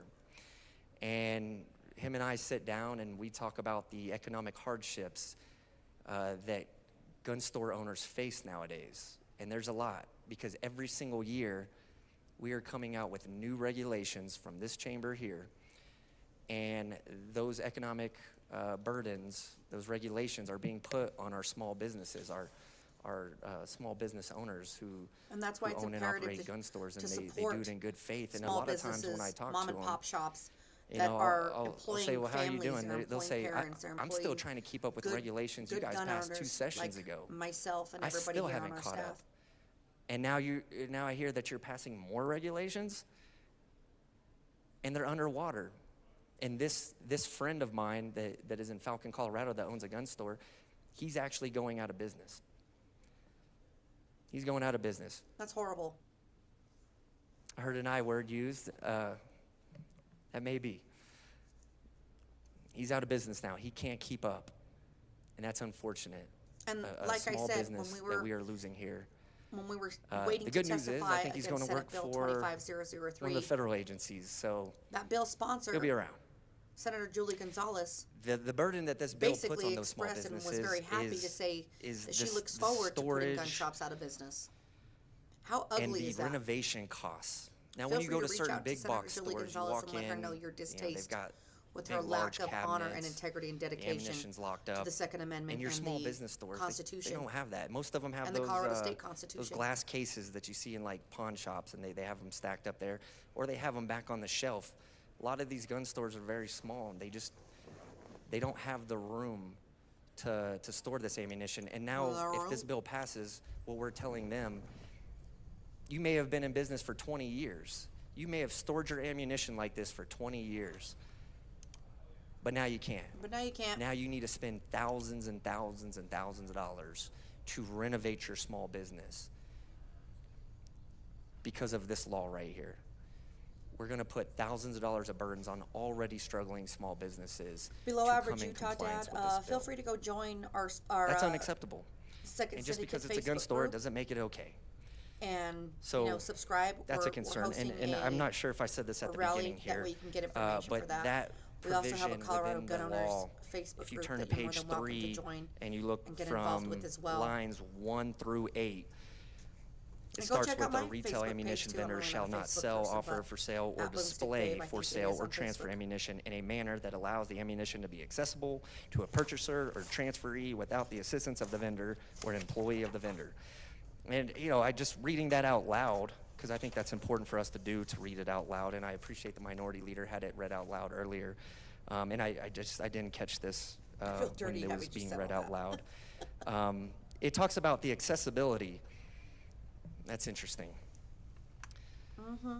We're having an accessibility issue, actually, now that I think about it, in El Paso County, because people are stealing cars and driving them through the fronts of storefronts, and I don't know if a better case in hiding the visually done is by actually going to juveniles change anything about that. literally were When they just released. crash right through the store, Because but right that's now, what it does. in the state of Colorado, it is Moving not a on. felony. Now, if to you be want a in citation for possession this next point, of a it's stolen pretty much firearm. the whole bill. So just go ahead and reference Representative page Ryan 1 Armagost to has a bill that he page proposed this year 5. that we all just testified on that this The week. impact on law-abiding And I'll tell you what citizens and that bill is. non-criminals. This is the crux of the issue. This is the crux of pretty much every issue that we discuss in this chamber right here. The impact on the law-abiding citizens. Yep. And not the criminals. Because when you do ammunition restrictions, when you pass those ammunition restrictions, what you're doing is you're putting the restrictions on the legal sellers of the ammunition, but you're putting the restrictions on the people who also then have to go and purchase it. What did And just to Forrest kind of bring Lund it full say? circle, Monument Mayor if a small one gun day store told me has there to were spend 34 thousands car of break-ins dollars to and thefts in renovate 24 their hours. cabinets and their Being on storage and a everything highway like that, they've got to recover those costs. Absolutely true. How do they recover We're those number costs? one By in the just nation selling for the car ammunition theft at the same and exact car price that break-ins they sold it in for, the nation. at an already slim profit margin. So what are they going to have to do? They're going to have to raise their prices to make up for the loss just to come in compliance with this law. That's what So they're going to have to Armagost do. bill, And so who does is that hurt? the House Bill 25-1062. That hurts.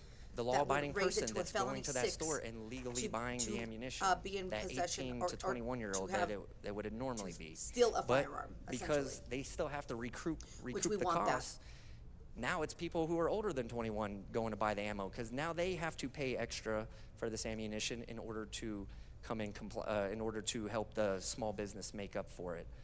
So the costs are shared all the way around.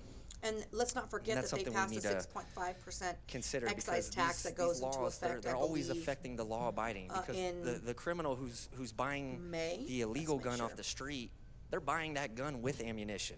Like, let's be real about this. That gun's probably already loaded when they buy it. You are not affecting them. You're affecting the people who are It doing was the House right Bill thing. 24-1349, the legally firearms and ammunition purchasing excise it. tax that passed.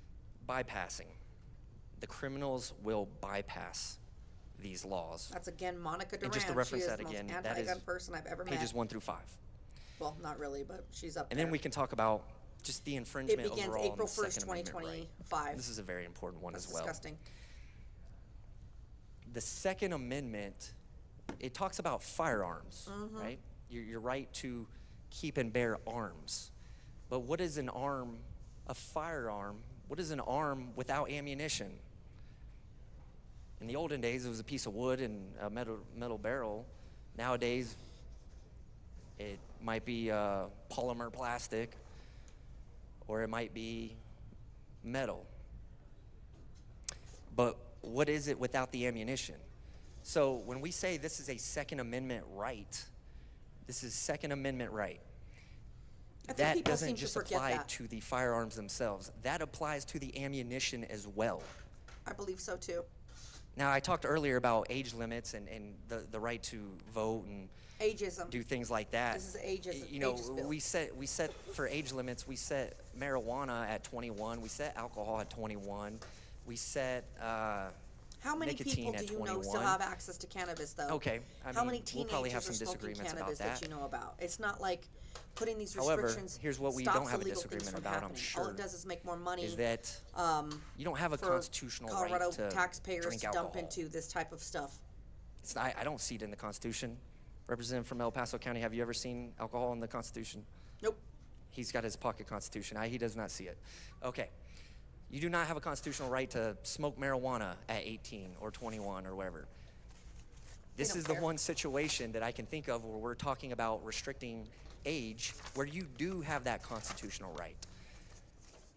So it is different from when we talk about, well, we restrict marijuana to 21, we restrict alcohol to 21, we restrict nicotine to 21. Why can't we restrict ammo purchases? Again, the Second Amendment covers the ammunition, because what good is the firearm without the ammunition? So of course the ammunition applies to the Second Amendment, and you have a constitutional right to have that not infringed. So therefore, that ammo falls under the Second Amendment. You're 18 years old. You have that constitutional right, unlike with other things that we restrict until 21. I like this guy. We've already talked about the economic burdens on small businesses, and for those just now tuning in, that was for pages 3, lines 1 through 8. But now what I want to talk about is delivery. Oh yeah, this is great. So there are restrictions on this for not just the storage of it at the store that we talked about earlier, like deliverer. my friend who has a store in Falcon had a store that is going out of business now, in part because of I wonder what store laws that is that he's come talking from this about. chamber right here. Yeah, he seems There's like a a pretty delivery cool aspect dude. to it. What I've noticed today is a lot of these reps So if you're following along at that are home, Republicans are just, they look so nice. Page everybody's 3, dressed so nice. lines Everybody's so 27. well put together. They speak so well. Excuse me. They have proper Lines facts. They have 20 proper through 27. information to contribute. And yet, a retail ammunition opposition vendor shows up delivering a looking package slovenly and containing crazy. ammunition Look to a at, retail ammunition deliverer for purposes of Mabry, transport. who looks like he And then stuck it his lists out, finger in a socket to style shall his give hair. written notice to the retail ammunition And, deliverer. Of course, they have shall not nothing label, tag, or substantial otherwise to mark bring the to the outside of fight the package. except hatred for this And if community. you're following along, you flip over to page terrible. 4, It's kind of insulting. lines 1 through 16. Continuing, a retail ammunition vendor who violates this subsection commits unlawful notification involving an ammunition package. Unlawful notification involving an ammunition package is a Class 1 misdemeanor. How old is this guy, Rep. Jarvis? Anybody know? All right, so now we have the. He seems pretty we young. got Seems to the like a crimes pretty in young there. dude. The point that I'm getting at here is not only are we putting new restrictions on our actual stores, now we're putting restrictions on delivery. Now, whenever you're doing restrictions on the delivery side of it, you're now increasing the cost as well, an unintended consequence. So you're they're now doing just that driving with up the the excise cost. tax- So tax you also can't now, make it to too. the store. And this is an important point here because we have a lot of Western Slope members here in our caucus. Yeah, what and about- we what have a about lot of people who people can't from rural drive? areas. What about people in And rural Colorado a lot of that them are either rely on elderly deliveries. or handicapped? They rely on delivery of ammunition. And now what we're doing is we're creating more regulations and burdens on them that will drive up the cost to have that ammunition delivered. I will say, for those following along in the chamber here and at home, on page 4, line 22, there's definition. Retail ammunition deliverer. So if you do not have the bill in front of you, I'll go So ahead that and could be read like this part to you. UPS, Retail ammunition FedEx. deliverer means an entity that delivers, comma, by motor vehicle, comma, ammunition sold at retail to the purchaser at a location in the state. This bill specifically mentions motor vehicles and ammunition delivery. I just might get in the drone ammunition delivery business after this because it only applies to motor vehicles apparently. This is great. I'm trying to think of different vehicles that don't technically have a motor, but I don't know, maybe certain delivery companies might start delivering ammunition I like this kid. by drones, pigeons. Huh? That sounds like a great business. We will go ahead and start a pigeon ammunition delivery system, and Carrier that way we pigeons can for get real. around this bill because on page What if 4, it's a bicycle line ammunition, bicycle 23, delivery it service? specifically says by motor vehicle. So that's a great idea, pigeon delivery system, and then we can actually get around this. And I hope the training of the pigeons does not drive up the cost of the ammunition to deliver it. This is escalating very quickly. Oh, Williford, I'm sorry, ma'am, I didn't hear whatever, you. this I lady. said this is escalating very quickly. Do you Hey, want ma'am. to talk? You ready? You want to get back This with is it? to the bill. Okay, I cited okay. the page and line number, ma'am. Thank you. Privacy concerns with delivery requirements. I may be wrong He's new, about this. right? I haven't Forrest bought Mummy, ammunition in he's a a new while because dude? I like to keep thousands and thousands and thousands of rounds on hand at any given time. So I'm embarrassed to say I haven't purchased ammunition in a little while. But if I understand, you can walk in with cash and purchase it. With this new delivery side of it, you're having to have somebody come to your house. You have to show them your ID, then you have to sign for it. I don't know where that information goes. Maybe the bill, and I apologize if it is in the bill and I overlooked it, but I don't know where that information goes. If you have ammunition delivered to you and you have to sign a piece of paper or sign something digital that says that you are of age and you are accepting that, where does that go? Does the vendor keep that? Is there now a database of people who purchased ammunition and how much ammunition you purchased? I think it's a fair question. Well, they And love these databases, and I don't even see want it to in give them here that idea where that it addresses we're that, opening, where that just to open information that can of goes. worms, because it's probably another bill that they want to Do the create vendors have it? and propose Does it to go to the have state government? a registry. I don't know. And that's what they're doing with the SB 25003 And when it comes last to but not least, finding the ability now. for them to create a registry of people I who will, have created, who have done the as I'm training. wrapping up my comments here, what I would like to say is that there are 22 members here. We represent about 1.9 million people, about around 90,000 each. I haven't done the math. I'm not a math teacher like my other better counterpart from El Paso County. We represent about almost 2 million people here. And I can tell you that this issue right here, this Second Amendment, this restrictions on ammunition, delivery fees, driving up the burdens, this is a very real and big issue It's a disgusting real and big that our issue. constituents sent us here to talk about and to worry about. We represent 2 million people. I think I need to move to here in El Paso Colorado County. with a population of around Because 6 all the million. representatives here So I hope and I the hope you life learned here is so something, much better. from this time I've spent up here talking, and just understand that this is important to our people. He's from, And he was born in Florida it's and not, grew up it's in not Kentucky. being done in vain. Like, they care about this. He's and a they want United us to be States down Air here. Force veteran. And they want us to talk about it. And they want us to go through these bills like I did and cite certain areas. And so with that, I will see you later. Thank you. Right on. He beat Jason Lupo, winning Representative Brown. 65% of the total votes in the 2024 Republican primary election for Colorado House Representatives District 20. Right on for him. I like this guy. Representative DeGraff.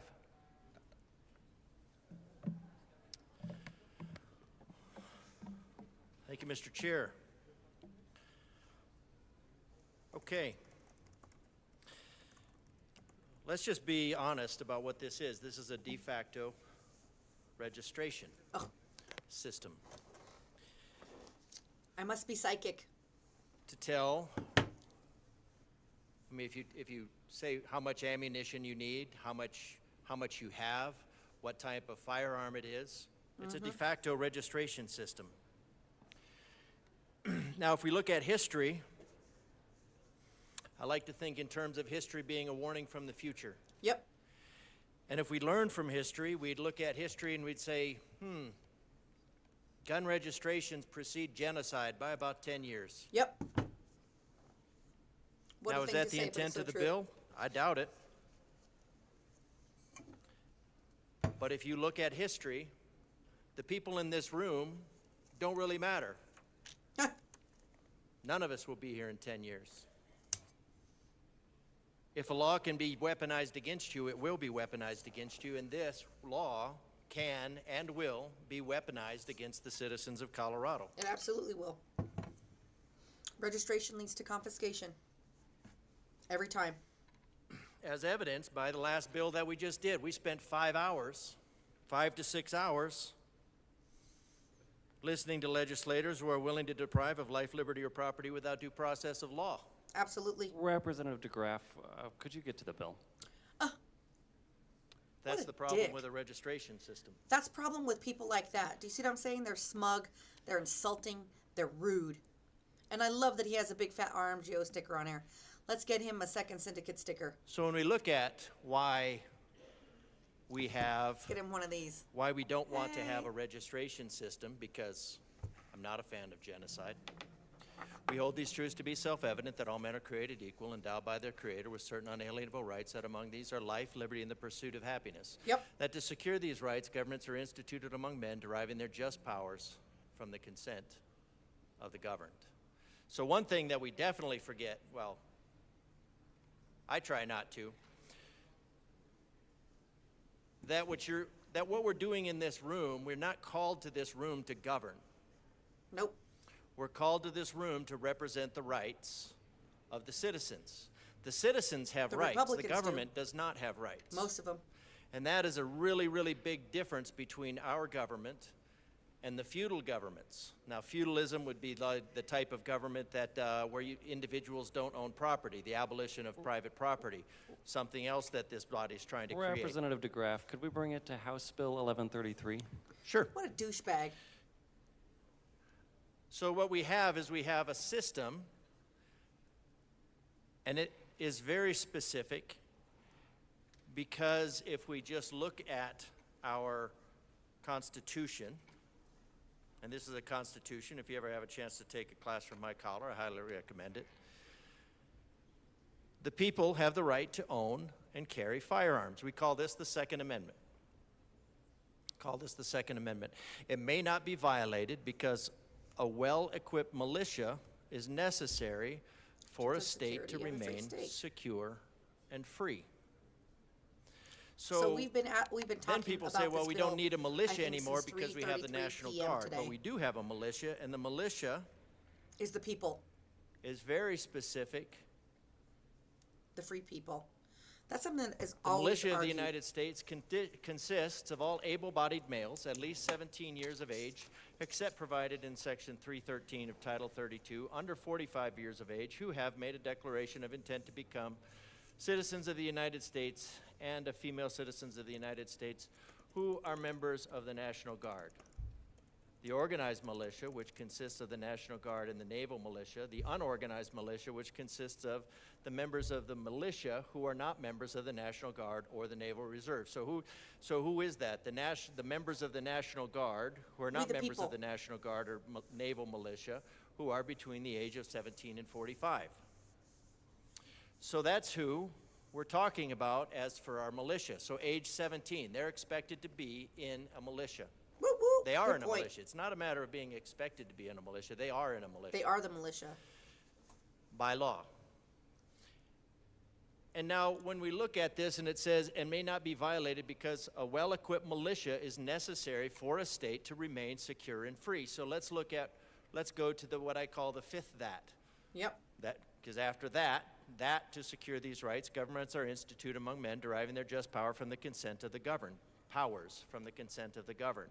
That whenever any form of government becomes destructive to these ends, it is the right of the people to alter or abolish it and install a new government, laying its foundation on such principles and organizing its power in such form I just got as to them notification shall seem most likely that to Wisconsin affect their Governor safety and happiness. Tony Prudence Evers indeed will dictate backing that a governments proposed long law to established should replace not the be word mother changed for with light and inseminated transient person causes. in a state So if we have a statute. government that no longer recognizes We live the right of the in the citizens matrix, to life, folks. liberty, and property, and that their deprivation should not occur except with due process of the law, We really do. except for the previous 5 or 6 hours, that is that's why we have a Second Amendment.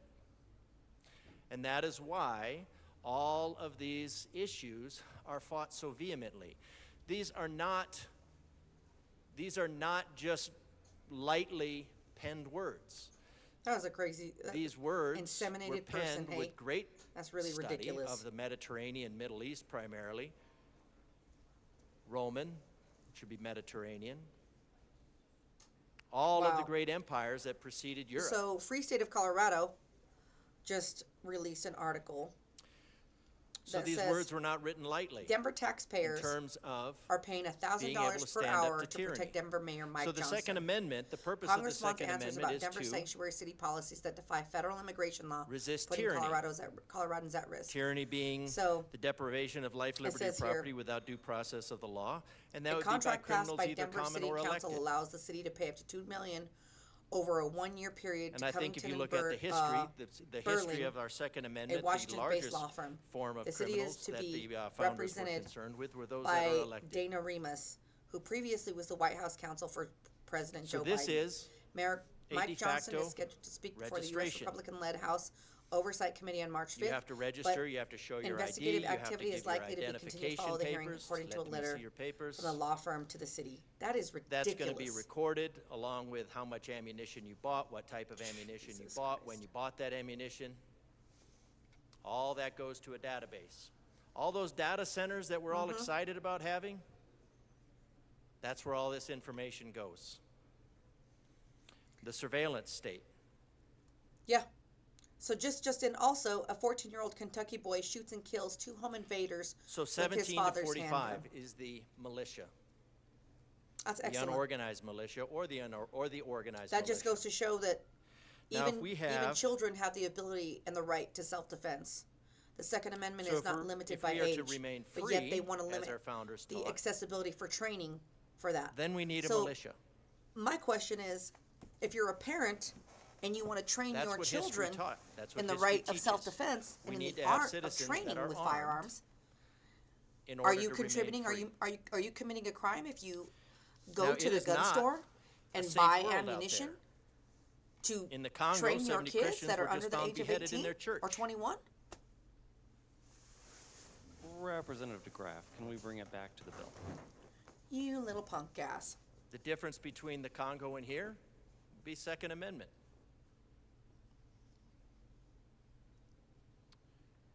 And these That's type ridiculous. of these type of rules, as perhaps benign as they might sound, thinking, oh, it's just ammunition. It's just a registration for ammunition. It's just a registration for your firearms. How often do you shoot which firearm?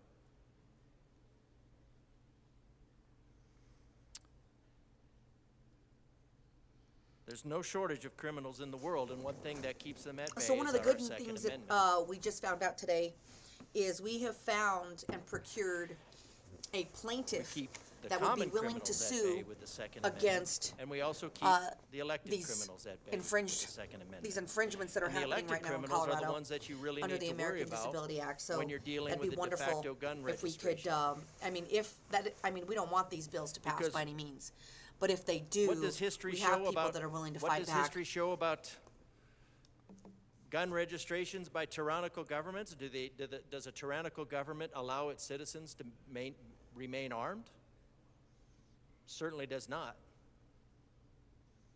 So for all the people that think our current president, Donald J. Trump, is a impending tyrant, I think the defense of the Second Amendment would be opposite proof of that.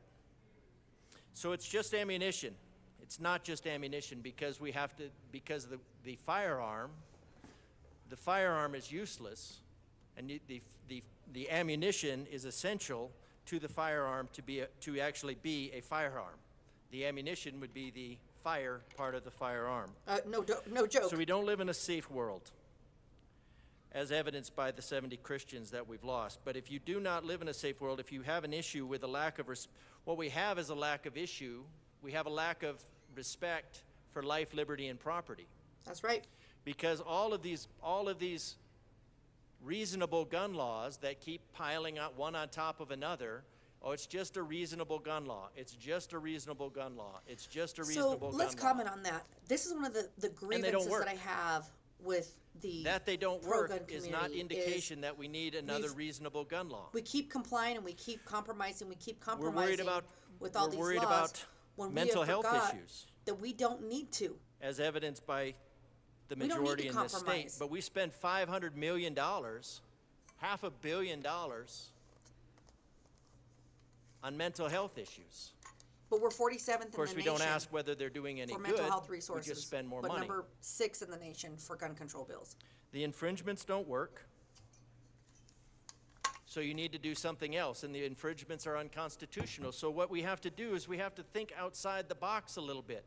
The only time, whenever there's gun violence, whenever there's violence, utilizing the tool, which happens to be a gun, or it could be a pencil, it could be stones. All of those Cain tools killed were Abel with the used rock. Nobody at blamed one the rock. time. Cain and Abel, stone. Seems like Representative Ken DeGraff has a So the psychic infringements don't connection work. to me. And the infringements are unconstitutional. So maybe we need to step back and go, okay, what is the real problem? Why do we have a culture that has no respect for life? Yes, very Why do we true. have a culture that has no respect for property? Why do we have a culture that does not respect the liberty of others? I think the answer is pretty obvious. Here he Can we goes. bring it back to the bill here? Thank you, Mr. Chair. This Go bill, F yourself, Mr. Chair. again, is an infringement on the Second Amendment rights. Because the very nature of a firearm is the fire part of the firearm, and that is the ammunition. Mm-hmm. The continual infringements don't work. The registrations lead to genocide. Absolutely, So maybe it we need to does. find a different mode of figuring out why do we have people that want to kill other people? Why do we have people that consider killing other people? Because that's, I mean, I get that this is probably ultimately trying to get at Well, we have a society of crime kids rates. that are addicted to cell phones. really, they're we're addicted talking to about violence. crime rates- They're desensitized by violence. They're hypersensitive when it comes to in the emotions. blue They're areas all of hooked on Colorado. drugs. Representative DeGraff, But I'm talking about please, pharmaceutical to House drugs. They Bill keep pumping 1133. these kids full of Thank you, Mr. Chair. all But of we're these talking about a gun prescriptions. registration, a de They- facto gun they're registration convincing for all them of that they're not in Colorado. the right bodies. They're putting them on when the problem these, isn't you know, all hormones of and Colorado. suppressing things that suppress their transition from So Colorado you know, young girl to woman, has and then areas they that want are to not ask why we have able to a police society themselves. and a youth that And is so instead we violent. turn it into a police state for everybody else. We also need to allow and reinvoke the cultural norms of our children being connected You need to a our different elders. solution. Kids aren't hanging out with their elders anymore. They Not don't have a connection a to history, and they registration. don't have a connection Not a to the gun generations registration. before This them. is a gun And that registration. knowledge that they need in order for them to be Is it a well-rounded. tax on ammunition? Yep, it's a tax on ammunition, sound-mind but it is a individuals. gun registration. It's 100% what it is. It's just a different way to get to a gun registration, because if you say we want you to register your guns, then it becomes pretty obvious. But this is a gun Has everybody out registration there that seen is the movie Red Dawn? wrapped in the Anyone in guise the chat, you guys seen the movie Red of being Dawn? about safety. If you haven't seen it, go watch that crap. The It is Second like, I think Amendment the 80s is has there the 80s to version has like preclude Patrick Swayze in it and Jennifer tyranny Grey and of the criminal, either excellent common movie. or It takes elected. place in a fictitious What town you don't do in then Colorado. The is you reboot don't was pretty good register also. your gun with an elected criminal. That's what this bill does. It requires you to register your firearm with the state, which is the most likely For to your firearms violate to be confiscated. your life, liberty, or property, as has just been proven.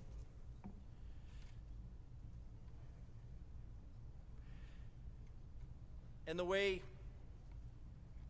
because ultimately this is also just against the law-abiding citizens of Colorado, as my colleague said earlier, from one of those counties that starts with L, like El Paso. Only smart people seem to be in El Paso County. It's. Law-abiding I don't want to citizens. leave Colorado. I want to be around people like this. Law-abiding citizens are prone to follow the law. Criminals are not inclined to follow the law. So what you have, once again, is you have a law that just makes being a law-abiding citizen that much more onerous. Will it do anything against criminals? Yeah, it will absolutely do stuff against criminals. It will make their lives that much easier. So if you want to make criminals' lives easier, if you want to increase shout out crime, to the CFFLA. this is a great way to do it. In the chat, we have the Just like all of founding the other president well-intentioned of the laws. Colorado Federal increased Firearms crime. Licensee Association. Nobody ever looks at that. What happens the to chat. all of your well-intended laws? I am going to share a link right now in the You chat. do all of these for all of well-intended you laws, and good crime folks keeps that are increasing, asking but you how to don't get stop and involved think, maybe it's those and well-intended support. Well, laws. what you can do is go to Give, Send, Go and support the CFFLA.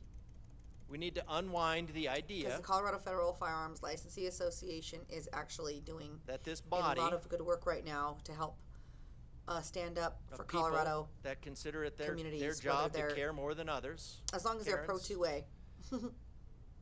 that they can And I'm going to share somehow that link right now. dictate, and I mean dictate in the sense of dictator, they can dictate the lives of Coloradans to the point where Awesome. So the CFFLA is a nonprofit that you can support. they just behave. That I highly support. The It doesn't work, vice president of the CFFLA hasn't worked. is also Teddy of Spartan Defense. Gun registrations, however, have worked.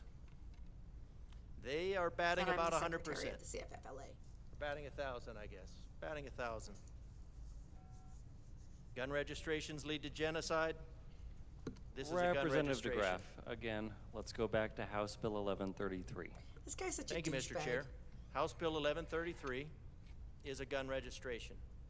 Historically, gun That leads to registrations lead genocide. to genocide, so that's the link. So it But of doesn't course really they don't matter want him what to the keep saying intent that is. because they I'm don't willing want to people give to this think as that a that's good what intent. this The road intention to of hell this is bill paved is. with good intentions. That's where gun registrations will take us. We got to do something about That's Monica where they've Duran. historically taken I'm all convinced that human this broad civilization. has to go. I think one of those Weapons. people, one of the people that we need to get rid of is Monica Duran. This broad has had her name An on unarmed so person many is a slave or anti-gun subject to bills. being It's becoming a insane. slave Let's actually do a little survey to at see any how many given anti-gun moment. bills Monica Duran has sponsored. So if you don't want to be a slave, don't vote for registering your gun. Because registering a gun leads to the confiscation of a gun. Yep. And being at the after the confiscation of the gun, you're at the mercy of the government. Representative Richardson.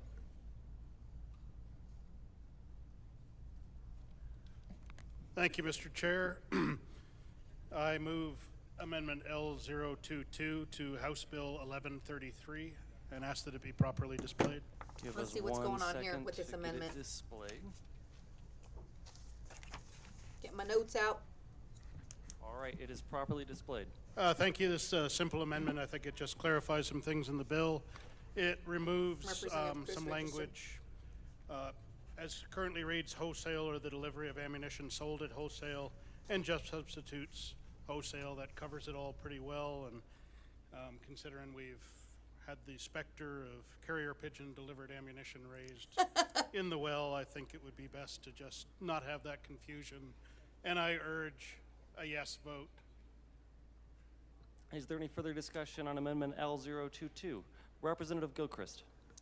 Thank you, Mr. Chair. I need to We order some food. urge a no vote on this amendment. Ensuring that ammunition is Of delivered course. safely and to an eligible person is essential. Verifying that the person taking delivery is Lindsay 21 is not a burden Gilchrist. on the deliverer, as they already know. I wonder we how already many do this times for alcohol and cannabis. Lindsay I urge a vote, Gilchrist no vote.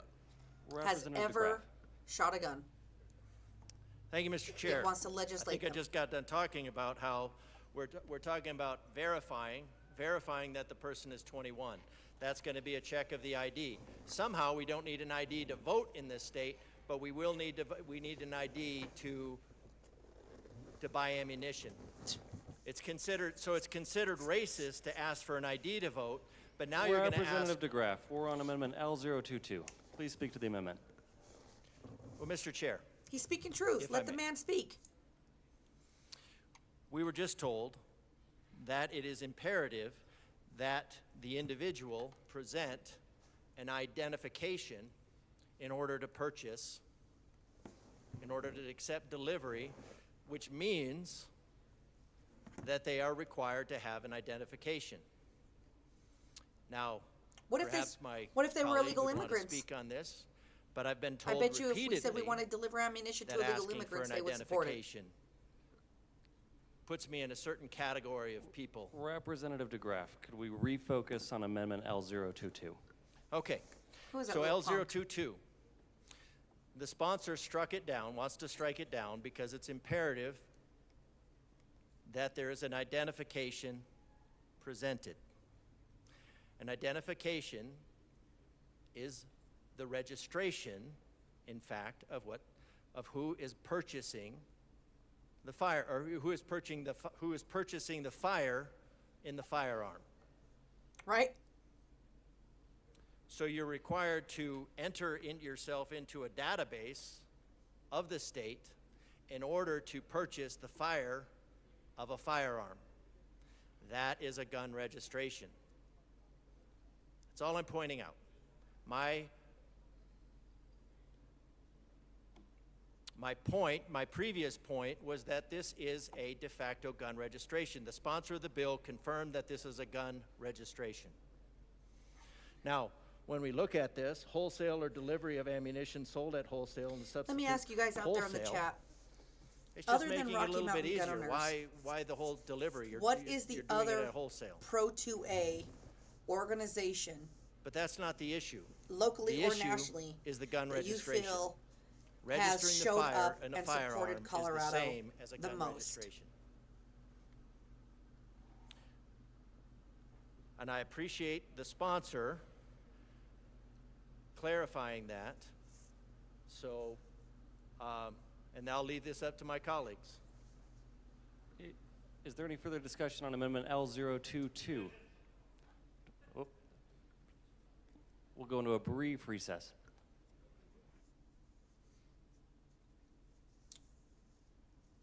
Okay. Young Americans for Liberty. Never heard of them. Who are they? Introduce me. Maybe I need to figure out who they are. Young Americans for Liberty.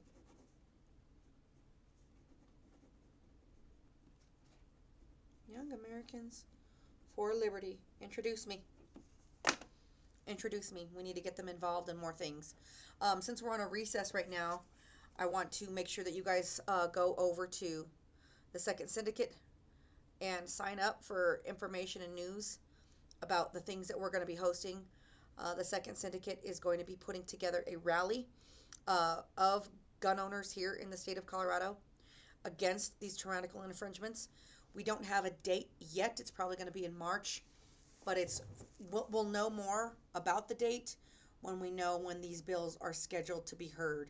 So right now, we have a plethora of gun control bills that are going on here in the state of Colorado. We have this one, obviously, HB 25-1133. We have Senate Bill 25003, which is started off as a semi-automatic magazine-fed gun ban, which is a ton of the guns that we have access to in the world, which is very, very biased and hateful towards us, but it's the worst gun bill The that House we've will seen come in back America. to order. And then we also have, Representative Luck. let's see what else. Thank you, Mr. Chair. I appreciate House Bill it. 25-1062, which we reading definitely this want to amendment support. and reading That would make it the a felony bill, 6 to be you know, it's to interesting steal to a me firearm in the state of that Colorado. The crime associated, that there's a crime in this section, right? So lines 15 and 16, which are contemplated to be struck by this amendment, say that it's a Class 1 misdemeanor for the unlawful delivery of ammunition by a retail ammunition deliverer. Class 1 misdemeanor. And yet earlier in the bill, for those sellers of ammunition in stores, it's a civil infraction first. And so I just wonder if maybe the bill sponsors can help me understand why the disparate treatment between those people who are a delivery driver, a FedEx guy or a UPS guy, why they would be subject to a Class 1 misdemeanor write-off, whereas the folks who actually are in business to sell ammunition are only subject to a civil infraction. I just would like to understand that disparity. Thank you. Because they're retarded. Representative Brown. Thank you, Mr. Chair. I'd like to touch on that little subject there. I like this have guy. to require identification to receive That's a dope tie. these ammo That is an awesome ammo tie. deliveries. Carlos Barron. It kind of really disenfranchises the people that a lot of people say that aren't smart enough to get IDs. Why would you require an ID to take delivery of ammunition when apparently a lot of He's people got good hair. can't take out their ID to go vote. So I just think this is kind of,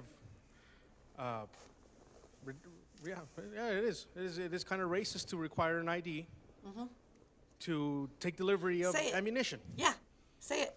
Use So, their rhetoric against that's them. a little touch that I want to put in there as well. Use their rhetoric against them, because Is they there call us further racist discussion and on bigots all the Amendment time. L022? The question before us is the adoption of Amendment L022. A division has been requested. All those in the chamber not entitled to vote, please be seated. All those in favor of Amendment L22, please stand and remain standing, or raise your hand and keep it raised until the count is taken. Mr. Whip.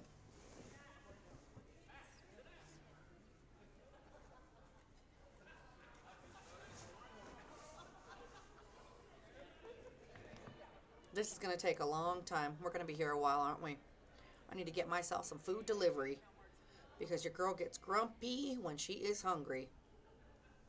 And shout out to everybody that purchased super chats. The biggest super chat we had today was from Joe DiBiaso. He donated $99.99. That was fantastic. Fantastic. We also had somebody, let's see what else they donated. You may be seated. All those opposed, please stand and 20 remain bucks, we had standing 10 in one bucks. place Pretty until awesome. the count is taken. Not bad for our first bunch of super chats. That was pretty awesome. It's pretty great to see people come out and support people like us doing this. We're going to continue to do lives like this so we can have watch parties and get the word out a little bit more, promote that we're doing this so people can continue to get educated and get involved. I like watching this stuff more than sports. I don't know anything about Colorado sports or any sports for that matter, but I definitely care about the people and the goings on at the Capitol that affect my liberties and my way of life. And you should too. And you should get more people involved to do this. And shout out to our friend Big Timber Lodge on YouTube. He's a really awesome guy, and he's the one that's may kind be of been seated. helping us with this. and Amendment L022 He's a patriot, so is support his lost. channel as well. To the bill. Is there further discussion? Oop. Jesus. Assistant Minority Leader Winter. Come on, Ty Winters, Los Animas Mr. County in the Chair. house.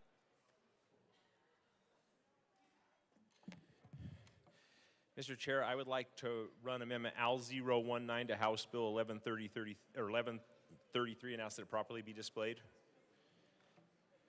Oh, He totally could you has a move Colorado that? accent, and I love it. Minority, Ow. Assistant Minority Leader. Once we get it up, I just want to explain it really Oh, quick. you need to move the amendment. Oh, I thought I did. I would like to move Amendment L019 to House Bill 1133 and ask that it be properly displayed. All right, let's get it up there. Okay, colleagues.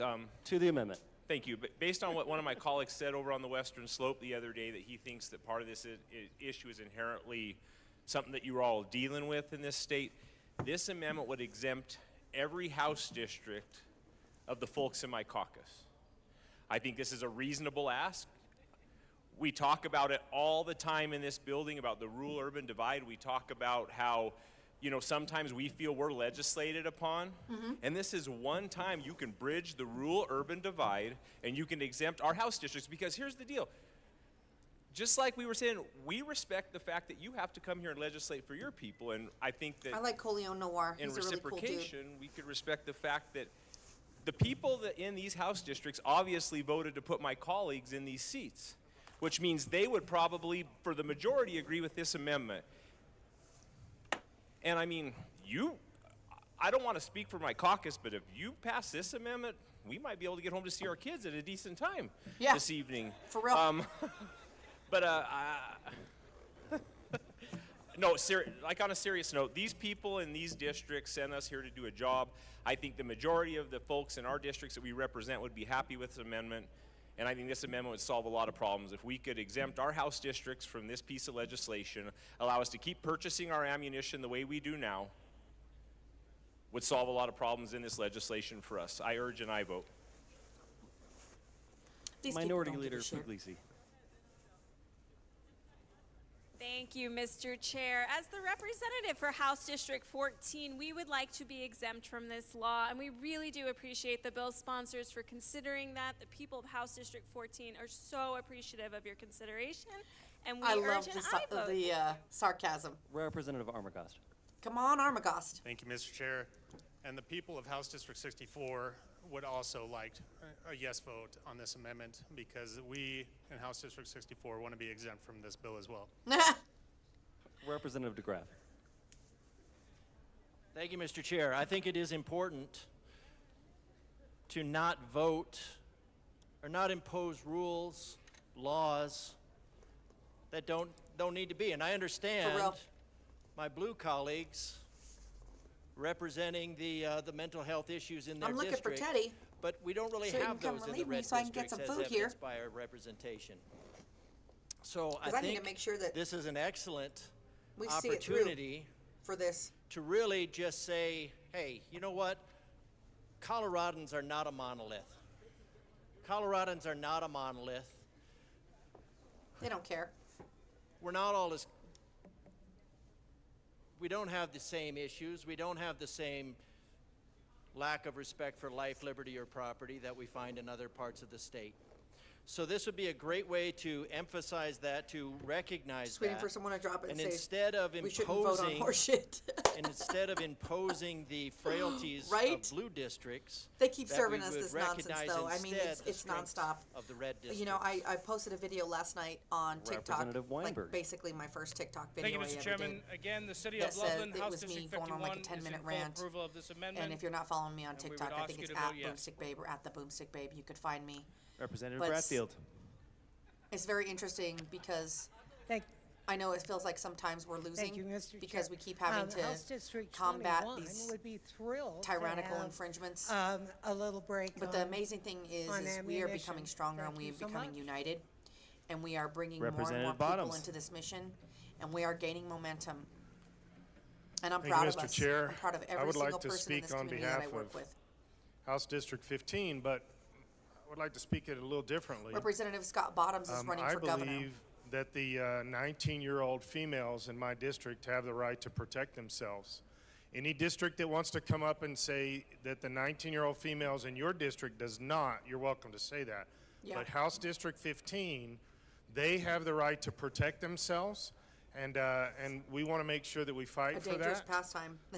This is also something that's going to, it's much like the bill we passed last year where they have to wait 3 days before they can get a firearm. And that we've is my shown over and lawsuit. over that Garcia there's been versus attacks, Polis. assaults, and rapes during that 3 days. Yep.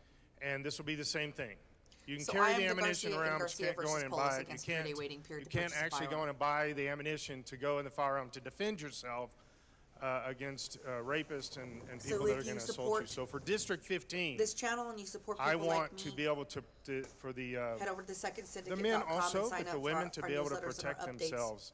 And so I vote strongly. Please leave my district out of this craziness that keeps coming into this house. A lot of people Top-down don't feel dictator mentality has got to go. that Representative Scott Bottoms has a chance of becoming governor because Representative he's, Garcia Sanders. he's too conservative.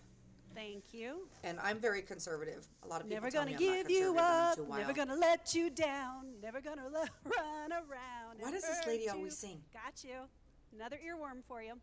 What does she do that I for? am speaking on behalf of District 65, and I encourage an aye vote on this amendment. We are here to speak for our constituents, and I encourage people to think about how this allows for exemptions for those of us who are Anybody want to tell me representing our why this lady districts always that would sings? not love to Is see she like a this, music teacher or something, or bill passed. she Thank just you. thinks she's a great singer? Is there any more discussion on Amendment L009? Seeing, Representative Barron. Barron. Thank you, Mr. Chair. I know you saw me.